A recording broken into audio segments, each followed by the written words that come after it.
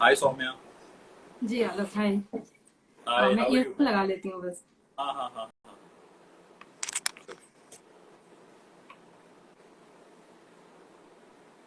मेरी आवाज क्लियर आ रही है आपको? जी मुझे आ रही है।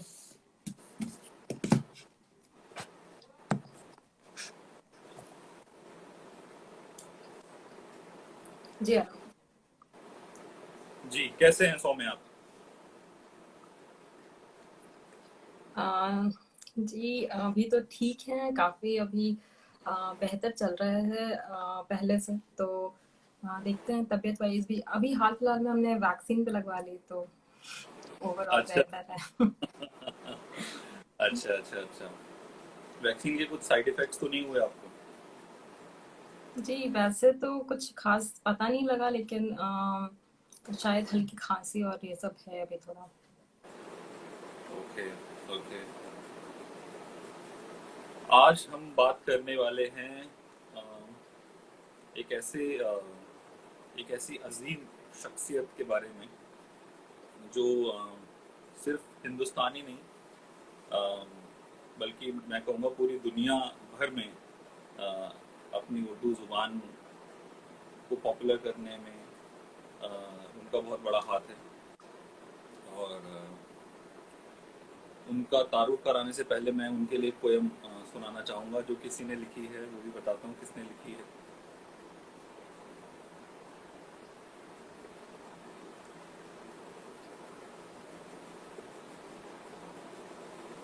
मेरी आवाज़ क्लियर आ रही है या फिर मैं हेडफोन लगाऊं?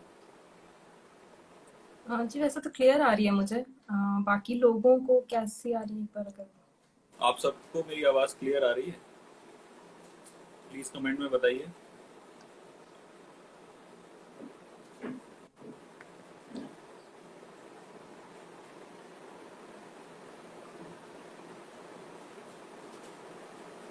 मैं धीरे धीरे शायद पता। जी पता शुरू चल करूँ? जाएगा आगे। सब। जी जी। जी। अजीब आदमी था वो, मोहब्बतों का गीत था, बगावतों का राग था। कभी वो सिर्फ फूल था, कभी वो सिर्फ आग था। अजीब आदमी था वो मुफलिसों से कहता था कि दिन बदल भी सकते हैं। वो जाबिरों से कहता था तुम्हारे सर पे सोने के जो ताज हैं कभी पिघल भी सकते हैं। वो वादियों से कहता था, वो बंदिशों से कहता था मैं तुम्हें तुमको तोड़ सकता हूँ। सहूलतों से कहता था मैं तुमको छोड़ सकता हूँ। हवाओं से वो कहता था मैं तुमको मोड़ सकता हूँ। वो ख्वाब से ये कहता था कि तुझको सच करूंगा मैं। वो आरजू से कहता था मैं तेरा हमसफर हूँ, तेरे साथ ही चलूंगा मैं। तू चाहे जितनी दूर भी बना ले अपनी मंजिलें, कभी ना थकूंगा मैं।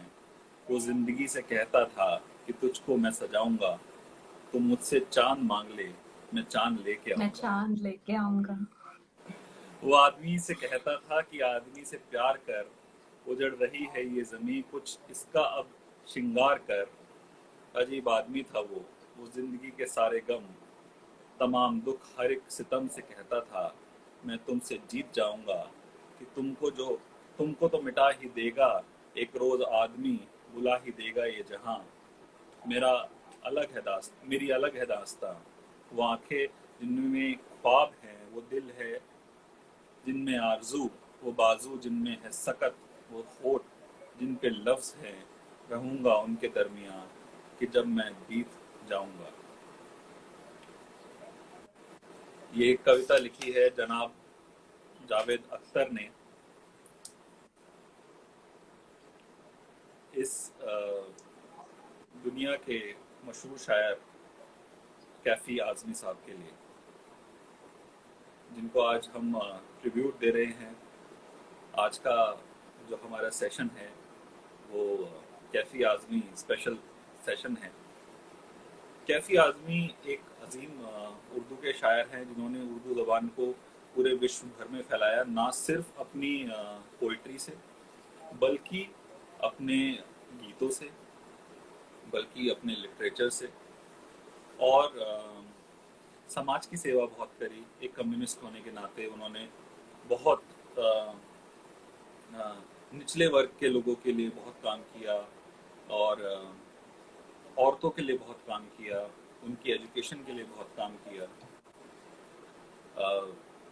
कैफी आजमी साहब की पोइट्री में एक आम इंसान का दर्द दिखता है और एक आम आदमी की परेशानियों से का हमें पता चलता है। बल्कि ये बात कितनी खूबसूरत है कि जावेद साहब लिखते हैं कैफी आजमी के लिए, जबकि उनका जो इक्वेशन था वो शबाना जी की वजह से काफ़ी झड़प का हो गया था। फिर भी आप देखिए कि ये जो हमारी गलतफहमी है कि हम जब किसी को सम्मान देते हैं तो हम उससे सवाल नहीं कर सकते, या जब सच हम में। किसी को सम्मान देते हैं तो हम उनके ओबीडियंस को लांघ नहीं सकते। लेकिन यहाँ जावेद जी उन्हीं की बेटी से उन्हीं की मर्जी के खिलाफ शादी करते हैं और तब भी वो सम्मान को कायम रखते हैं। और सिर्फ कायम ही नहीं, क्या खूबसूरत नज्म कही है उन्होंने कि सच में अजीब आदमी था वो, कि अजीब इससे आदमी। ज्यादा प्रशंसा कैसे मतलब दिया जा सकता है। तो ये कितना अच्छा मैसेज है अपने आप में कि आप सम्मान कर सकते हैं, प्रेम कर सकते हैं, और वहीं पर उनसे डिफर भी कर सकते हैं, डिसअग्री भी कर सकते हैं, अपने व्यक्तित्व को उन्हीं के सामने कुछ अलग भी रख सकते हैं। तो ये बहुत बेहतरीन एग्जाम्पल है इनके इक्वेशंस का, जिससे शायद हम आज सीख सकते हैं। आज का जनरेशन जो ये सोचता है कि criticism is equal to disrespect, जो कि ऐसा डिस्कस। है नहीं। Correct correct correct. जी। सच बात है। और कैफी आजमी साहब खुद अपने आप के एक बहुत बड़े क्रिटिक थे। वो किसी भी मुशायरे को शुरू करने से पहले, या फिर कोई भी नज्म कहने से पहले अपने आप को इतना क्रिटिसाइज, इतना छोटा बना देते थे। और, और उसके बाद वो जब नज्म कहते थे तो कमाल करते थे। एक वाकया मैं पढ़ रहा था उनके बारे में आज के एपिसोड के लिए ही, कि एक बार सरोजनी नायडू जी उनका मुशायरा सुन रही थी, और वो हमेशा तरन्नुम में गज़ल कहते थे। हमेशा जिस भी मुशायरे में तरन्नुम में ही सुनाते थे। और उन्होंने सरोजनी नायडू ने किसी तरह से उनकी आवाज़ को रिकॉर्ड कर लिया और अगले दिन अपने घर पे बुलाया और उनको वो सुनाया कि देखो तुम ऐसे तरन्नुम कहते हो। उसके बाद से उन्होंने तरन्नुम में गजल सुनाना छोड़ दिया और सिर्फ तहत में गजल सुनाते थे कि मैं इतना बुरा गाता हूँ, मुझे किसी ने बताया नहीं और आज तक मैंने कभी देखा नहीं। जी। तो इतने महान शायर हुए हैं। उनकी सबसे पहली गजल मैं सुनाना चाहूंगा, जो उन्होंने सिर्फ जी। 11 साल की उम्र में लिखी थी। और उसके पीछे कहानी ये है कि उन्होंने एक बहुत बड़े मुशायरे में इस गज़ल को सुनाया। और जब इससे पहले एक गज़ल सुनाई, मुशायरे में गए और वो मुशायरा लूट के ले आए। और सबने बोला कि नहीं, ये तो बड़े भाइयों की गज़ल सुना रहा है, ये 11 साल का बच्चा क्या गज़ल सुनाएगा, क्या गज़ल कहेगा, लिखेगा। तो उन्हें एक इम्तिहान दिया गया उसी वक्त और कहा गया कि भाई इस बहर में गज़ल लिखो, इस लाइन पर जो है तुम्हारे को आगे कंटिन्यू करके गज़ल लिखनी है। और उन्होंने उसी वक्त दीवार की तरफ मुंह किया और पूरी एक गज़ल लिखी। और वो गज़ल क्या है, और वो गज़ल उसके बाद फिर बेगम अख्तर जी ने गाई और पूरी दुनिया भर में वो मशहूर हो गई गज़ल। सिर्फ 11 साल की उम्र में उन्होंने वो गज़ल लिखी। मैं सुनाता हूँ वो गज़ल क्या है। इसका उन्वान है, इतना तो जिंदगी में किसी के खलल पड़े, इतना तो जिंदगी में किसी के खलल पड़े, हंसने से हो सुकून न रोने से कल पड़े। जिस तरह हंस रहा हूँ मैं पी पी के गर्म अश्क, यूं दूसरा हंसे तो कलेजा निकल पड़े। एक तुम एक हाँ। तुम कि तुमको फिक्रे नश्मे ओ फराज है। हम एक हम की चल पड़े तो बहरहाल चल पड़े। साकी सभी को है गमे तिश्ना लबी मगर मैं है उसी के नाम पे जिसके उबल पड़े। मैं है उसी के नाम पे जिसके उबल पड़े।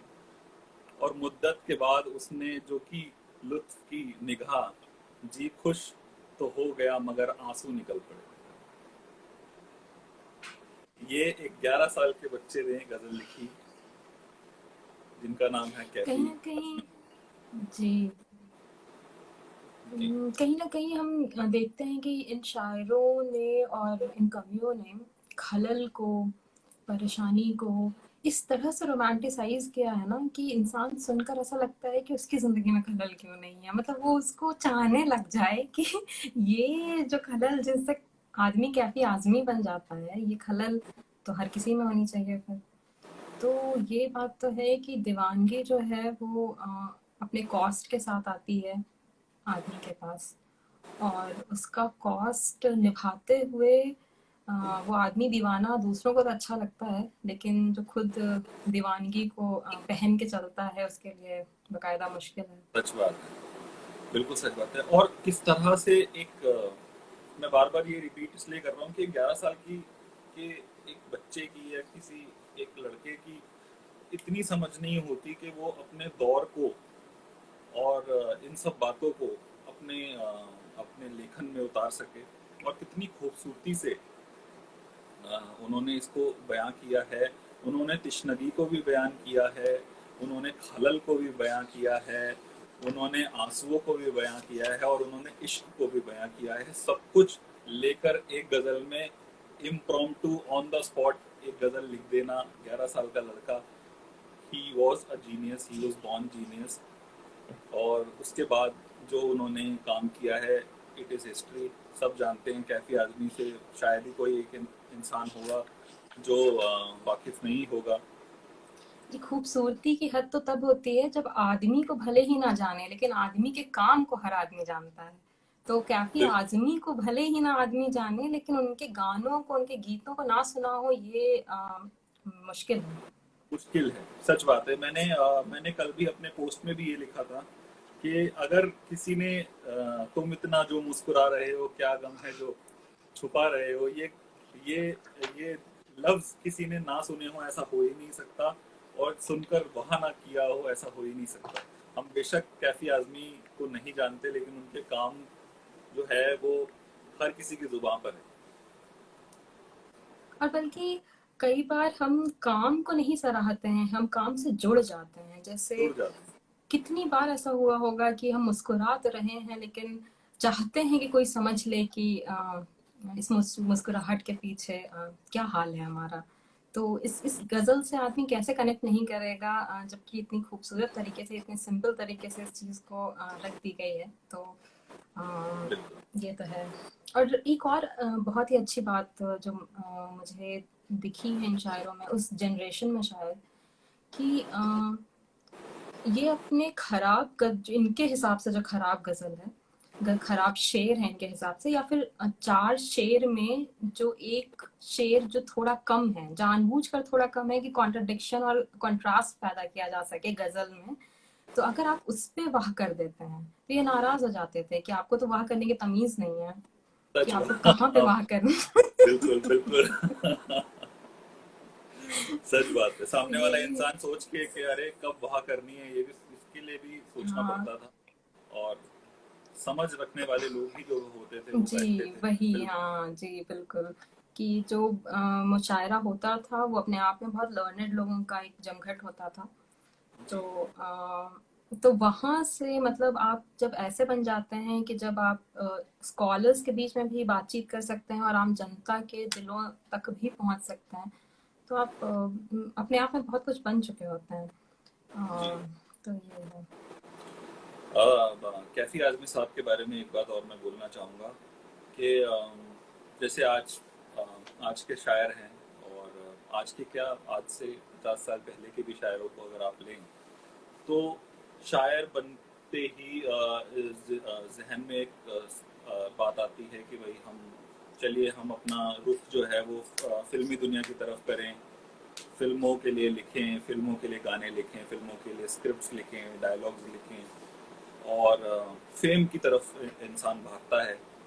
लेकिन कैफी आजमी साहब फरमाते हैं कि मेरी हद मजबूरी थी, भूखों मरने की नौबत थी, तब जाके मैंने हिंदी फिल्मों में गाने लिखने शुरू करे, मजबूरी में। ये उनकी मजबूरी थी कि उन्हें वो गाने लिखने पड़े और हिंदी फिल्मों में काम करना पड़ा, जबकि वो कभी नहीं चाहते थे कि मेरी पोएट्री इतनी सस्ती नहीं है कि वो मैं फिल्मों में आए। एंटरटेन जी जी, सिर्फ एंटरटेनमेंट एंटरटेनमेंट तक महदूद रह जाए। जी जी। हाँ, सच बात है। लेकिन इतने बेहतरीन दरअसल जी, गाने उन्होंने लिखे हैं। दरअसल जी। दरअसल ये बात मेरे दिमाग में आती है कि जो इनकी पैदाइश 1919 की है, तो हाँ जी। ये जो जनरेशन था ना जिन्होंने फ्रीडम स्ट्रगल देखा है, जिन्होंने वो महसूस किया है, या फिर उसके बाद का भी जो एक दो डिकेड जो रहा है, 60 तक का भी डिकेड जो है, तो ये जनरेशन वो रहा है जहाँ पे आइडियल्स को इन लोगों ने जिया है, देखा है, इन लोगों ने देखा है कि वो खूबसूरती क्या होती है। तो हम लोग अभी एब्स्ट्रैक्ट जनरेशन है, लेकिन वो जो जहाँ से शुरू हुई थी कहानी, उनके लिए तो बात है कि वो उस जमाने के लोग ही कुछ हद तक ऐसे हुआ करते थे। तो वो यकीनन। भी है। उनकी एक पोयम सुनाता हूँ पहले, और उसके पीछे उसकी एक कहानी सुनाता हूँ। जी। एक मिनट।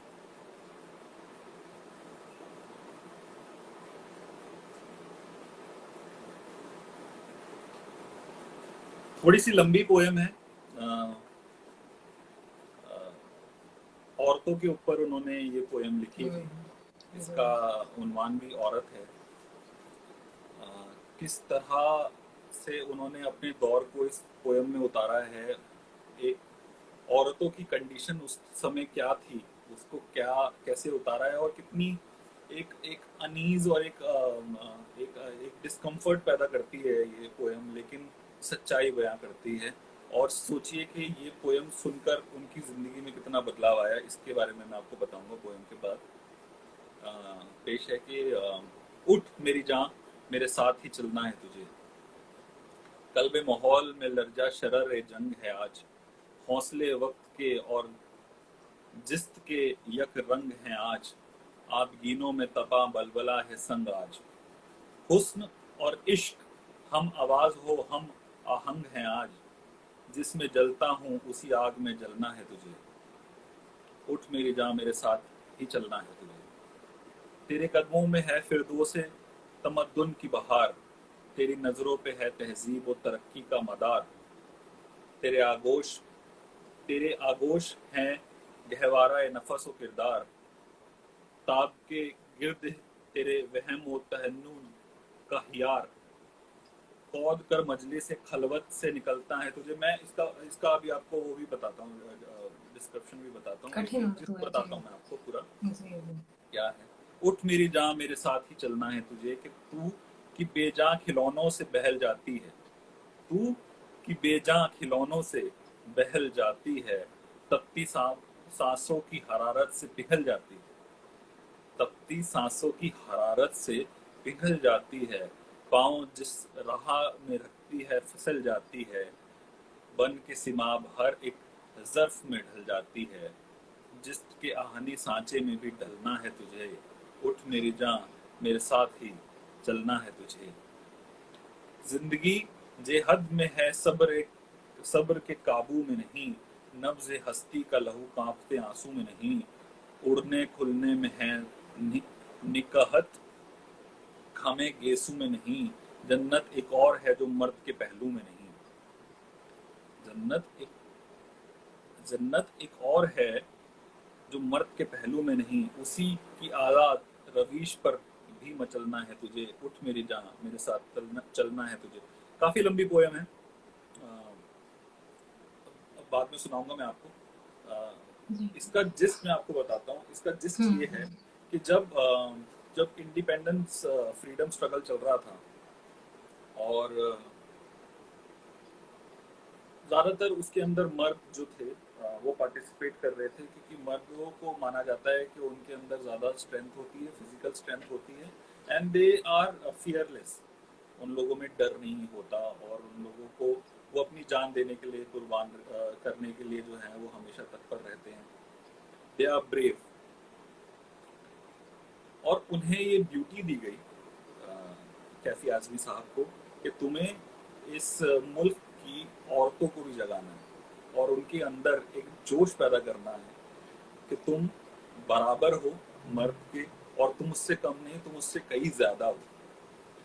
और उसको इतनी खूबसूरती से उन्होंने बयां किया है, उनकी कंडीशन को उनको दिखाते हुए और ये कहते हुए कि इससे तुझे बहुत आगे बढ़ना है, इससे तुझे बहुत आगे चलना है, तो उठ मेरी जान, मेरे साथ चलना है तुझे। जी। वो ये पोयम वो एक मुशायरे में सुना रहे थे, और एक कॉलेज के स्टूडेंट सामने बैठकर, एक ग्रुप था जो सुन रहे थे, और एक लड़की थी, वो बहुत बिगड़ गई कि अरे ये तू तू करके बात कर रहा है, और ऐसे कैसे, इज्जत नहीं दे रहा है, और हाँ। कि तुम्हें बोलना चाहिए, और ये कैसे बात कर रहे हैं। लेकिन जब ये गज़ल ख़त्म हुई, तो उसने अपनी ज़िंदगी का ये फैसला ले लिया कि मैं इसी से निकाह करूंगी और अपनी पूरी ज़िंदगी मैं इसके साथ बिताऊंगी। उनका नाम था शौकत आज़मी, और उन्होंने वो उसी मुशायरे में इन दोनों को एक दूसरे से प्यार हुआ, और उसके बाद शादी हो गई, और पूरी ताउम्र जो है वो उसके बाद साथ रहे। ये वो प्यार था, और ये वो पोइट्री के लिए उनका प्यार था, और इतना इम्प्रेस हो गई वो इस चीज़ से कि कितनी महान सोच है इस इंसान की। जी। ये अगर पोइट्री में या औरतों की इतनी इज्जत कर सकता है, तो ये मेरी कितनी इज्जत करेगा, मुझे कितने नाजों से रखेगा। और इसी वक्त उन्होंने फैसला कर लिया कि मुझे इससे शादी करनी है। कहीं ना कहीं ये बात तो है कि वो सेंस ऑफ इक्वालिटी एक फ्रीडम देती है आपको कि आप जो हैं वो रह सकें, आप जी। सांस ले सकें, आप एक मुखौटा पहन कर रहने की जरूरत नहीं है ऐसे आदमी के साथ। तो बिल्कुल सही बात है कि अ, कहीं ना कहीं मुझे कई बार लगा है कि ये जो पूरा सामाजिक एक पहलू बनाया गया था जिसमें कि बहुत आदर दिया जाता था, लेकिन उस आदर का अगेन एक कॉस्ट था कि आप एक सांचे में रहेंगे तो आपको वो आदर मिलेगा, और नहीं रहेंगे उससे बाहर नहीं। वो नदी है ना, नदी अगर उस दोनों बंध के चलेगी तो ठीक है, वहां तक ठीक है। लेकिन अगर वो खतरा बनने लगे, अगर वो बाढ़ लेकर आने लगे, तो फिर समाज रोकता है आपको।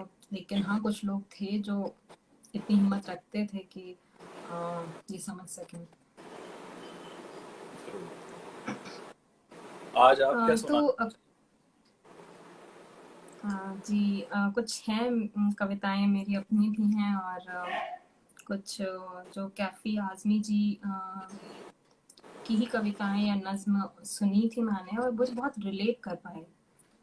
इस वजह जी। से भी शायद कि वो बहुत एक इन लोगों का एक बहुत स्ट्रगल का पीरियड रहा था, बहुत ओवरनाइट सक्सेस का कॉन्सेप्ट था नहीं तब। और कहीं जैसे आप कह रहे हैं कि मजबूरी थी कि गीत बेचनी पड़ी उन्हें, अपने जी। गीत बेचना कहीं ना कहीं ये आबरू के खिलाफ माना जाता था कि ये उनके बिल्कुल। क्रिएशंस हैं तो वो कैसे बेच सकता है, उसका दाम नहीं लगाया जा सकता बेसिकली। तो एक बहुत स्ट्रगल का पीरियड रहा है, चाहे वो जावेद अख्तर साहब का देख लीजिए, या जिनका भी बहुत ही उन हालातों से गुजरे हैं। तो कई बार हम हमारे आपके हालात भी कुछ ऐसे होते हैं जहाँ पे हमें लगता है कि एक ऐसा हालात जहाँ पे आप सिर्फ अपने साथ होते हैं। उससे रिलेटेड एक नज्म मैंने सुनी थी, हिंदी कविता यूट्यूब चैनल एक करके है, वहाँ पे सुनी थी, काफ़ी अच्छा चैनल है वो भी। तो वो जी। आपसे हम शेयर करते हैं एक बार। जरूर, इरशाद। अम, इस तरह से थी वो कुछ कि आज की रात बहुत गर्म हवा चलती है, आज की रात बहुत गर्म हवा चलती है, आज की रात न फुटपाथ पे नींद आएगी। आज की रात बहुत गर्म हवा चलती है, आज की रात न फुटपाथ पे नींद आएगी। नींद आएगी। सब उठो, सब उठो मैं भी उठूं तुम भी उठो, सब उठो मैं भी उठूं तुम भी उठो, तुम भी उठो, कोई खिड़की इस दीवार में खुल जाएगी। वाह। ये ज़मीं तब भी निगल लेने पे आमादा थी, ये ज़मीं तब भी निगल लेने पे आमादा थी, पाँव जब टूटती शाखों से उतारे हमने। ये ज़मीं तब भी निगल लेने पे आमादा थी, पाँव जब टूटती शाखों से उतारे हमने। उन मकानों को खबर है न मकीनों को खबर, उन मकानों को खबर है न मकीनों को खबर, उन दिनों की जो गुफाओं में गुजारे हमने। वाह। हाथ हाथ ढलते गए, हाथ ढलते गए सांचों में तो थकते कैसे, हाथ ढलते गए सांचों में तो थकते कैसे। नक्श के बाद नए नक्श निखारे हमने, ये दीवार बुलंद और बुलंद और बुलंद, ये दीवार और बुलंद और बुलंद, बामुदर और जरा और सवारे हमने। आंधियां तोड़ लिया करती हैं शम्माओं की लवें, आंधियां तोड़ लिया करती हैं शम्माओं की लवें, जड़ दिए इसलिए बिजली पे सितारे हमने। वाह। आज की रात बहुत गर्म हवा चलती है, तो कहीं ना कहीं इसकी कुछ लाइंस थी जो पढ़ते वक्त गला रूंधता है थोड़ा। अगर कभी भी उस स्थिति में खुद को पाया होगा कि जब ये कहते हैं कि जमी तब भी निगल लेने पे आमादा थी, पाँव जब टूटती शाखों से उतारे हमने। क्या मजबूरी रही होगी कि शाखें टूट रही थी तब हमने पाँव जमी पे उतारने की जुर्रत की, और तब भी ये जमीन निगल लेने पे आमादा थी। तो हमारी सच। हिम्मत देखिए और हमारी एक हेल्पलेसनेस को कहते हैं, उस स्थिति को देखिए, उस दर्द को समझिए कि जिस दर्द में हमें पाँव जमीन पे उतारना पड़ता है। और एक एक ये लाइन जो है कि उन मकानों को खबर है ना मकीनों को खबर। तो जब आदमी बनने के दौरान में जब वो एकदम से गायब हो जाता है, वो कहीं किसी एक बंद कमरे में या किसी एक बंद जगह पे अपने आप को निखार रहा होता है, तब यहाँ पे एक एक बार रविंद्रनाथ टैगोर जी की भी याद आती है कि जब उनको नोबेल प्राइज़ मिल रहा था गीतांजलि के लिए, तो सभी जगह से बधाइयाँ आनी शुरू हो गई और लोगों का तांता ही लग गया बिल्कुल शांति निकेतन में कि बधाई के लिए, जान पहचान के लिए ये। तो उनको बड़ा चिढ़ हो रहा था, वो खुश होने के बजाय वो एक तरह से बहुत चिढ़ रहे थे कि आज तक ये किताब तो पहले भी थी बाहर, पहले भी लोग पढ़ते होंगे, लेकिन क्योंकि आज इसके पास एक टैग है, टैग लग तो गया, लोगों को हाँ। समझ में आ रहा है कुछ अच्छा लिखा होगा। बिल्कुल। तो कई बार ये हो जाता है कि जो लिख रहे हो, जैसे ये लोग थे, इन लोगों की कमाई क्या थी कि लोग इनसे जुड़े, समझें कि क्या लिखा जा रहा है और उस एक्सपीरियंस को साझा कर ले जाएं। तो यहाँ पे ये भी दिखाई देती है। और फिर एक जो ये लाइन है कि आंधियां तोड़ लिया करती थी शम्माओं की लवें। हमने कितनी बार ये शम्माओं को जलाया होगा, कितनी बार ही सच बात। कोशिश की होगी कि उजाला हो यहाँ पे, लेकिन आंधियां एक के बाद उन शम्माओं को बुझाती चली जाती हैं। तो इस बार हमने बिजली पर ही सितारे जड़ दिए। इस बार हम आंधी को न्योता दे रहे हैं कि आओ, जब तुम आओगी तभी रोशनी होगी, चलो हम बिजली से काम चला लेंगे। तो अच्छा, कैफे आर्टिस्ट। जी ये जी जी। हौसला ये हौसला जो है ना, ये हौसला कुछ इन्फेक्शियस है, एक कम्युनिकेबल डिजीज की तरह है। पढ़ते के साथ ऐसा लगता है कि अ, या तो हो हम में और ना हो तो आ जाए कहीं से। तो ये बहुत खासियत लगती है मुझे उनकी लिखावट की। कैफी आजमी साहब का रिश्ता दियो से और चरागों से बहुत रहा है। उन्होंने अपने हर लगभग हर नज्म में जो है चरागों की बात करी है, दियो की बात करी है, लौ की बात करी है। उसी उसी के इसी तर्ज पे मैं एक और कविता उनकी सुनाना चाहूँगा, जिसका शीर्षक है चराग। एक दो ही नहीं 26 दिए, एक एक एक एक, एक, एक करके जलाए मैंने। एक ही नहीं, एक दो ही नहीं 26 दिए एक एक करके जलाए मैंने।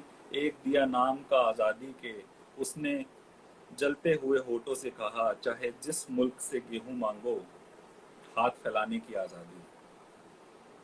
एक दिया नाम का खुशहाली के, उसके जलते ही ये मालूम हुआ, कितनी बदहाली है। पेट खाली है मेरा, जेब मेरी खाली है। एक दिया नाम का यक जहती के, यक जहती मतलब यूनिटी। एक दिया नाम का यक जहती के, रोशनी उसकी जहां तक पहुंची, कौम को लड़ने झगड़ते देखा। माँ के आंचल में मैं, ये सुनिएगा, ये बहुत अच्छा शेर बोला है उन्होंने कि माँ के आंचल में हैं जितने पैबंद, माँ के आंचल में हैं जितने पैबंद, सबको एक साथ उधरते देखा। दूर इसको एक से बार फिर बीवी से ने, बताइएगा। एक दिया नाम का यक जहेती के, रोशनी उसकी जहां तक पहुंची, रोशनी उसकी जहां, उस दिए की रोशनी जहां तक पहुंची, कौम को लड़ते झगड़ते देखा। माँ के आंचल में है जितने पैबंद, सबको एक साथ उधरते देखा। बहुत भारी शेर है। दूर दूर से बीवी ने झल्ला के कहा, तेल महंगा भी है मिलता भी नहीं। दूर से बीवी ने झल्ला के कहा, तेल महंगा भी है मिलता भी नहीं।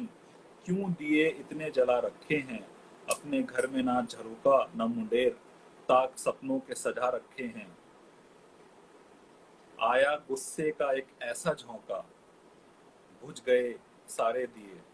हाँ मगर एक दिया नाम है जिसका उम्मीद, झिलमिला ही जला जाता है, झिलमिला ही चला जाता है। वाह। कितनी रेलिवेंट पोएम है आज के दौर के लिए भी। हाँ, ये इन उस इन वक्त, नज़्मों की का रेलेवेंस जैसे खत्म ही नहीं होता है कभी, और ये कहीं न बिल्कुल कहीं एक दुखद बात भी है ना, कि सच बात, शायद इसका रेलेवेंस खत्म हो जाना चाहिए था, हो बहुत जाना पहले ही चाहिए था अब खत्म। तक। सच जी, बात।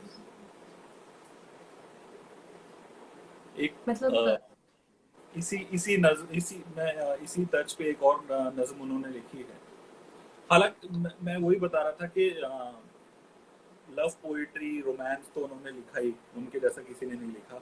लेकिन जिस तरह से उन्होंने इसको भी रोमांटिसाइज किया है, एक करंट सिनेरियो को अपनी पोएम्स में, वक्त को उतारा है अपनी अपने कल्म में, वो बहुत अच्छी बात है। मैं सुनाता हूँ। मैं ढूंढता हूँ जिसे वो जहाँ नहीं मिलता, नई जमीन नया आसमान नहीं मिलता। नई जमीन नया आसमान मिल भी जाए, नए बशर का कहीं कुछ निशान नहीं मिलता। जी हाँ, वो तेग बशर मिल,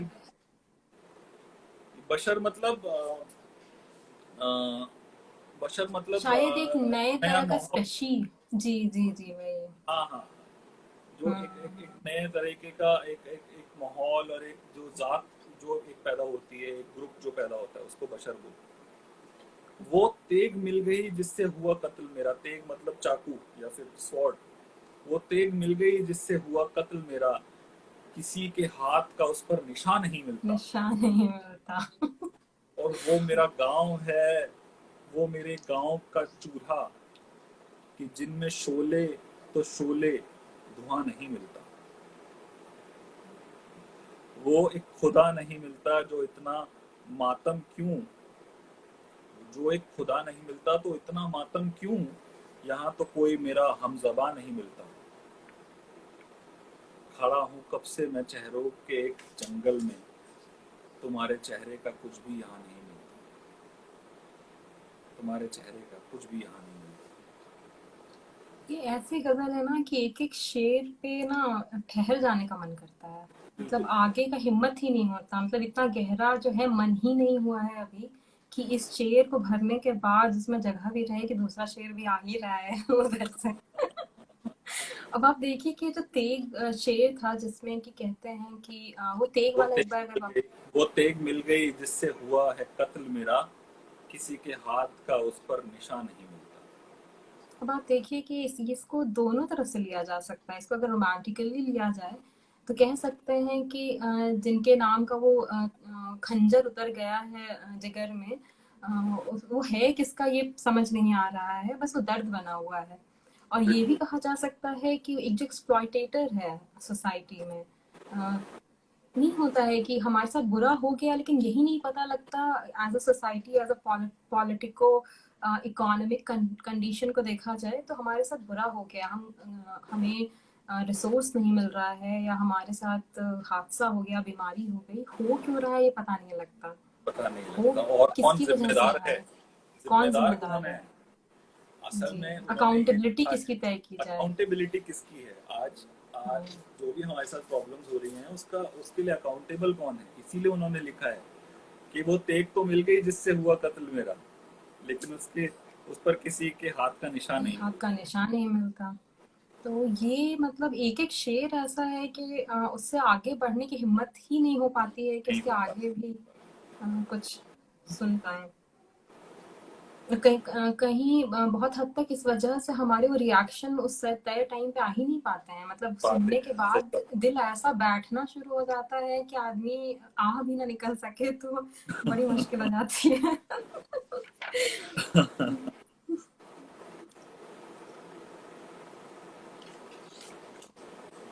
उनका पहला गाना था जो आपने सुनाया था, मकान, जिसका शीर्षक था आज की रात बहुत गर्म हवा चलती है, आज की रात ना फुटपाथ जी, में नींद ना आएगी, वो बहुत ही गहरी गजल उन्होंने लिखी थी।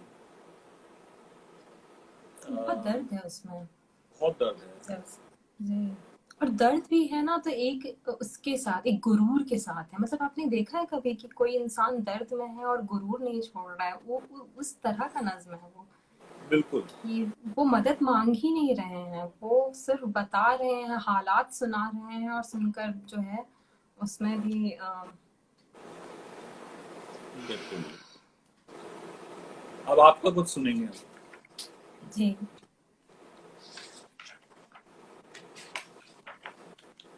जी, 15 दिसंबर को हमारे पिताजी का जन्मदिन था। अच्छा। पापा का। तो तो हुआ ये था कि बचपन से ही पता नहीं, मतलब ऐसा था कि पापा से बहुत इन्फ्लुएंस रहते थे। बचपन में कुछ और समझ में नहीं आता था, लेकिन ये समझ में आता था कि ये भी हम नहीं कह रहे कि कोई बहुत आइडियलाइजेशन की बात नहीं कर रहे, बस एक सिंपली एक कनेक्ट, एक नेचुरल कनेक्ट महसूस होता था कि शायद समझ आ जाता है ना बच्चे को कि यही पिता हैं और यही माँ है। तो बिल्कुल। उस तरह का कुछ था। तो उसी बचपन के कुछ आप कहिए कि याद कह लीजिए, या वो एक सुख का जो एक एहसास होता है उसको पिरो के और पिता का जन्मदिन करके एक कविता लिखी थी। तो आपसे बेशक। वो स्वागत। साझा करते इस तरह से है कि पिता का जन्मदिन, पिता का जन्मदिन, कनैल के पीले फूलों का बागीचा, बाड़ियों में कोयल के होने के पते सा, थोड़ा उधर थोड़ा इधर पैदल टहला रहा है। पिता का जन्मदिन, पिता का जन्मदिन, कटहल से लदे पेड़ों की छांव,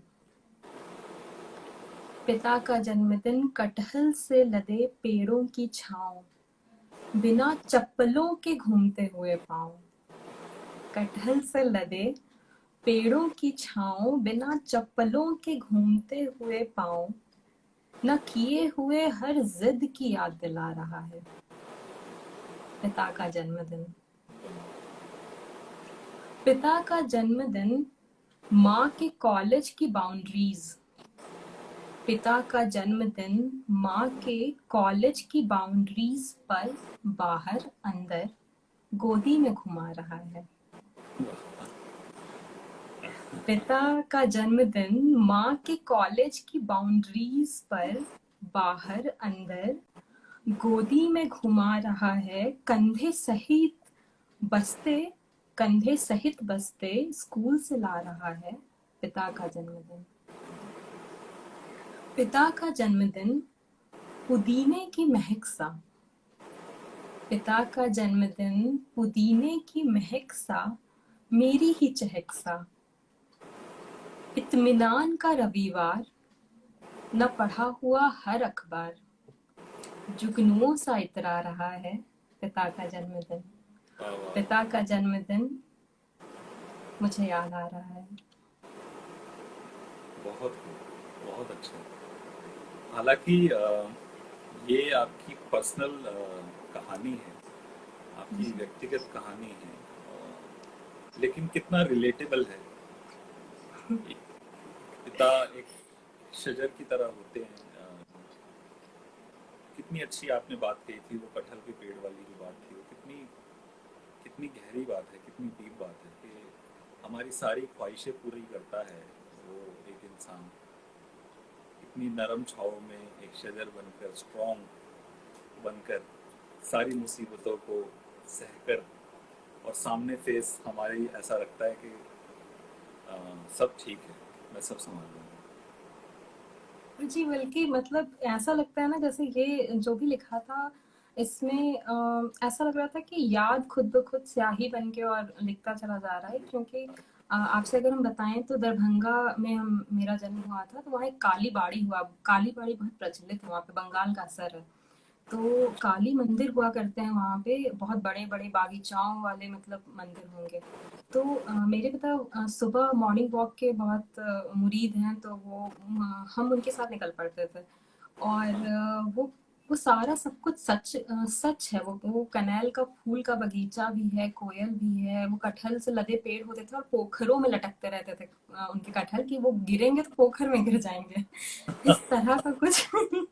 और मुझे हमेशा ऐसा लगता रहता था कि कितना जादुई है ना, इससे जादुई भी कुछ हो सकता है क्या, कि इतना बड़ा कटहल पेड़ से लटका है, वो गिरता कैसे नहीं है? या फिर वो फूल जो है वो पीला ही क्यों है? या फिर ये कि अगर माँ, ये आप देखिए कि ये बहुत बाद में समझ में आया कि माँ पढ़ने जाती थी और पिता हमें गोदी में घुमाते रहते थे तब तक, जब तक कि माँ की परीक्षा ना हो जाए। हो जाए, सच तो बात है।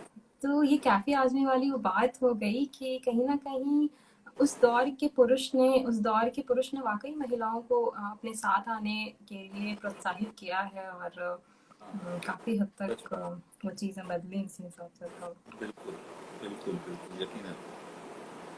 बहुत अच्छी कविता शायद कही हम आपने। सबके ही घरों में बिना चप्पलों के घूमने पे हमें बचपन में डांट पड़ जाती थी। डाँट पड़ जाती थी। आज भी पड़ती है मेरी बेटी को, जी। उससे आज भी डाँट पड़ती है इसी बात की। जी। बहुत रेलेवेंट पोएम और बहुत खूबसूरत। कैफी आज़मी साहब की जी। एक और पोएम सुनाना चाहूँगा मैं, बहुत मशहूर है। और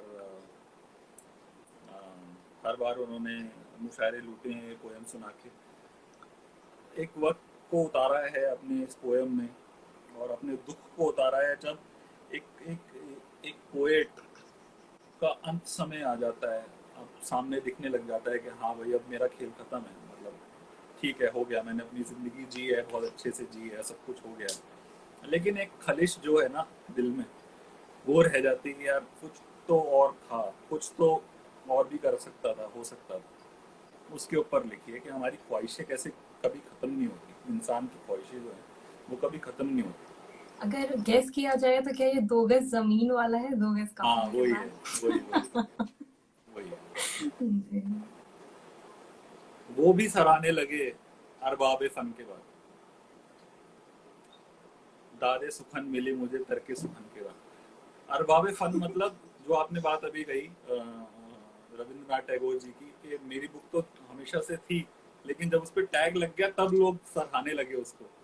तो वो भी सराहने लगे अरबाब फन के बाद, दादे सुखन मिली मुझे तरके सुखन के बाद। दीवाना वार चांद से आगे निकल गए, दीवाना वार चांद से आगे निकल गए, ठहरा ना दिल कहीं भी तेरे अंजुमन के बाद। और होठों को सी के देखिए पछताइएगा आप, होठों को सी के देखिए पछताइएगा आप, हंगामे जाग उठते हैं अक्सर घुटन के बाद। वाह। बहुत अच्छा है, इसको एक बार फिर से पढ़ दीजिए। होठों को सी के देखिए, पछताइएगा आप। हंगामे जाग उठते हैं अक्सर घुटन के बाद। और गुर्बत की ठंडी छाव में याद आई उसकी धूप। गुर्बत की ठंडी छाव में याद आई उसकी धूप। कदरे वतन हुई हमें तरके वतन के बाद। जी, ये जब तरके जब वतन का अर्थ क्या होगा यहाँ पे, मतलब तरके ये? वतन मतलब जब वतन खत्म हो गया तब अच्छा हमें अच्छा। उसकी कदर हुई। जी जी कदरे जी। वतन हुई हमें तरके वतन के बाद। और ऐलान हक में खतराए दारो रसन तो है, लेकिन सवाल ये है कि दारो रसन के बाद ऐलान हक मतलब जब ऐलान हक हुआ था, जब आदम और हवा जब आए थे, तब जी ऐलान जी हक जी। में खतरा दरो रसन तो है, कि मतलब अब पता चल गया तो अब इसमें खतरा तो है। ठीक है, लेकिन सवाल ये है कि दारो रसन के बाद मतलब दारो रसन मतलब इसके बाद क्या, मतलब ये हो गया, अब क्या करें, इसके बाद क्या, वो तो खुदा ने बताया ही नहीं। जी उन्होंने जी जी, ये तो उन्होंने बता बस हाँ। दिया, हमें बना तो दिया, जी। लेकिन हमारा ऑब्जेक्टिव नहीं बताया कि हम क्यों आए हैं यहाँ पे। सही बात है। तो ये आलोक जी, आप अगर ईयरफोन लगा लेना तो बेहतर हो जाएगा थोड़ा शायद। बेहतर हो जाएगा, बस जी 1 मिनट दीजिए मुझे। जी जी।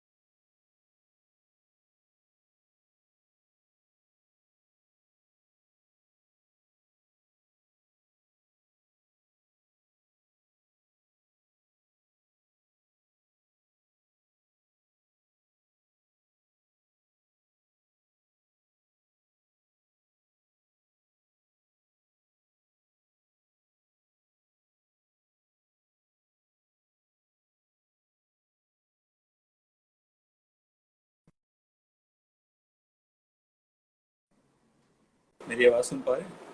जी, अब सुन पा रहे हैं। वो शायद कुछ कनेक्शन का प्रॉब्लम हो गया था अभी। कुछ देर से हाँ, वो बफर मेरा हो रहा मैंने था। पॉज कर दिया था एक्चुअली ना, कनेक्ट अच्छा करने अच्छा के लिए। अच्छा। जी जी। जी। आगे बढ़ाता हूँ पोएम को कि ऐलान हक में खतराए दारो रसन तो है, लेकिन सवाल ये है कि दारो रसन के बाद। और मकता है कि इंसान की ख्वाहिशों की कोई इंतहा नहीं। इंसान की ख्वाहिशों की कोई इंतहा नहीं। 2 गज जमी भी चाहिए, दो दो गज गज कफन के। कफन के बाद। 2 गज जी। जमी भी चाहिए, 2 गज कफन के बाद। ये बड़ी मुश्किल है कि इतनी अच्छी इतना अच्छा सब कुछ नज्म है, और हमें उर्दू जो है वो अ, बहुत लिमिटेड आती है, जिसकी वजह से वो सुख उस तरह से नहीं लिया जा सकता है इस सच इस नज्म का। तो ये है। लेकिन वही है कि आर्ट की कोई जुबान होती नहीं है। बिल्कुल।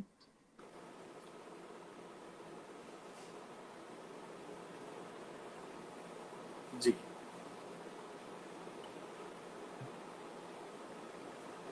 आप क्या सुनाना चाहेंगे अब? आप बताइए किस तरह का नज्म सुनना चाहेंगे? जो जो आप सुनाना चाहेंगे।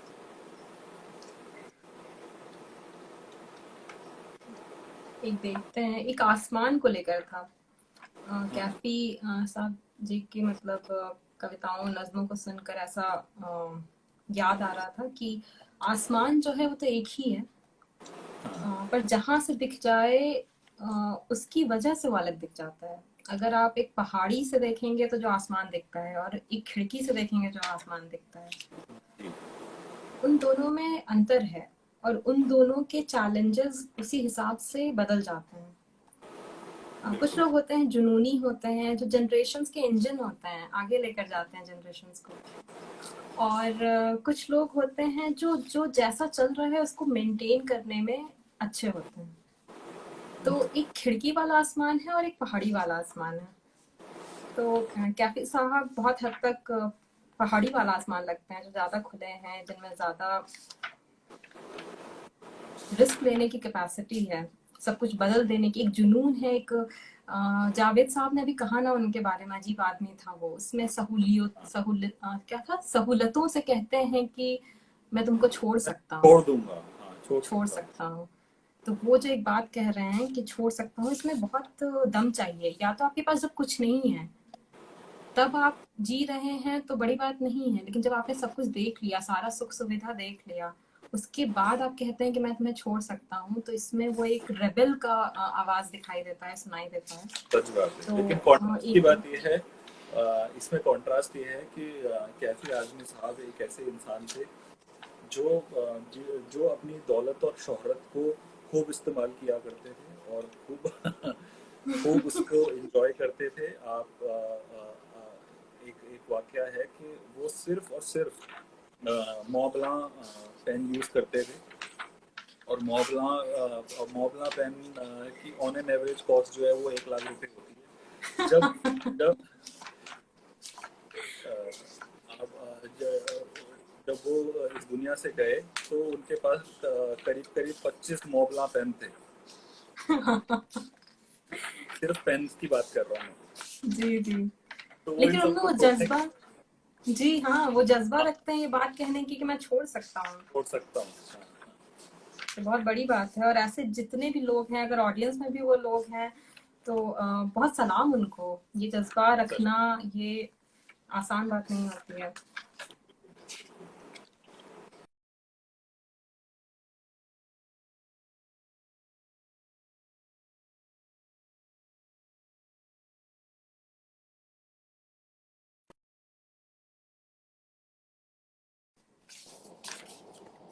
जी, तो ये है कि उन्हें इस बात में भी थोड़ा स्ट्रगल करना पड़ता है कि उन्हें लोग समझें, उनके नज़रियों को लोग समझें कि वो क्या चाहते हैं।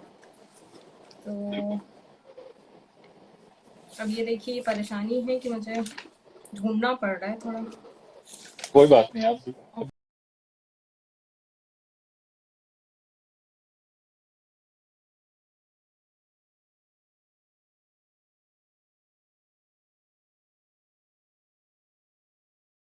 ढूंढिए, कोई बात नहीं। मैं एक और शेर सुना देता हूँ जब तक। जी जी उनकी एक गजल जी।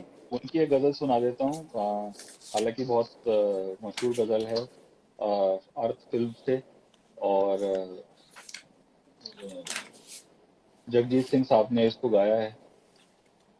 कोई ये वाह, कैसे बताए कि वो तन्हा क्यों है।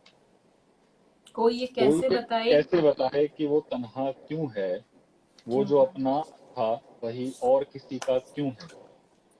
वाह, यही दुनिया है तो फिर ऐसी ये दुनिया क्यों है। यही होता है तो आखिर यही होता क्यों है। क्यों है।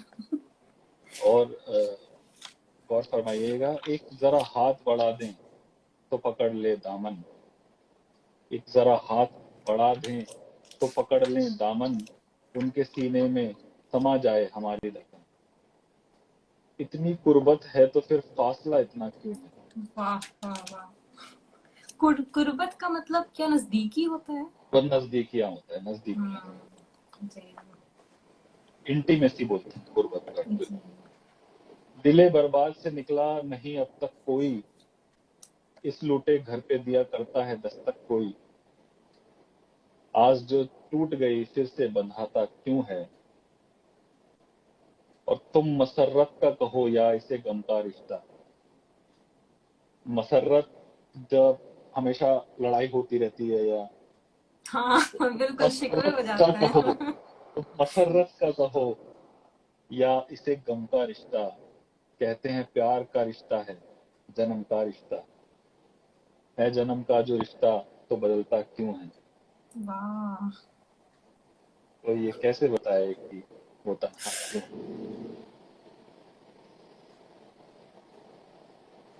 अब बात ये हो जा रही है ना, परेशानी आज के सेशन में ये हो जा रही है कि ये जो जो वजन है ना इन शेरों में, उसके बाद अलग से कुछ अपना बिल्कुल निकलना बहुत मैं इसीलिए कुछ सुना ही दे रहा हूँ अपना भी ना, क्योंकि अब मेरी शायरी इनके सामने बहुत बोनी है। मतलब वो जायंट है अपने आप में, एक एक शेर ऐसा बोला हुआ है कैफी आजमी साहब ने। नहीं, अपना शेर बोलना या अपनी कविता बोलना तो अलग ही किस्म की बेशर्मी है, लेकिन जो कि हम कर भी रहे हैं। लेकिन आप ये देखिए कि ये जो शेर है जो सुन लेने के बाद ठीक से वहां भी नहीं निकल पा रहा है, वहां भी नहीं मतलब निकल पा रहा। वही दाद देना भी मुश्किल पड़ रहा है जिन शेरों पे। खैर चलिए, ये मिल गया है तो जी, इरशाद। अम,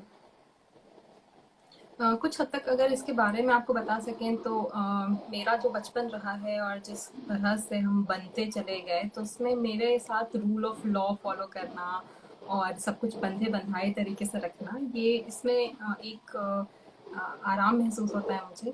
जबकि मेरा भाई है और कुछ लोग हैं जो काफ़ी करीब हैं, तो उन लोगों को चैलेंज करने में बहुत अच्छा लगता है। वो स्टेटस को चैलेंज करते रहते हैं। उनको कभी भी आप बांध नहीं पाए। ये हाँ हाँ आप कहें कि ये करो तो उन्हें कुछ और ही करना होगा। तो यहाँ खिड़की वाला आसमान और पहाड़ी वाला आसमान इस तरह से है। कैफे जी भी शायद उसमें आ जाए। तो कहते हैं कि खिड़की वाले आसमान से कितना अलग है ना पहाड़ी वाला आसमान। खिड़की वाले आसमान से कितना अलग है ना पहाड़ी वाला आसमान।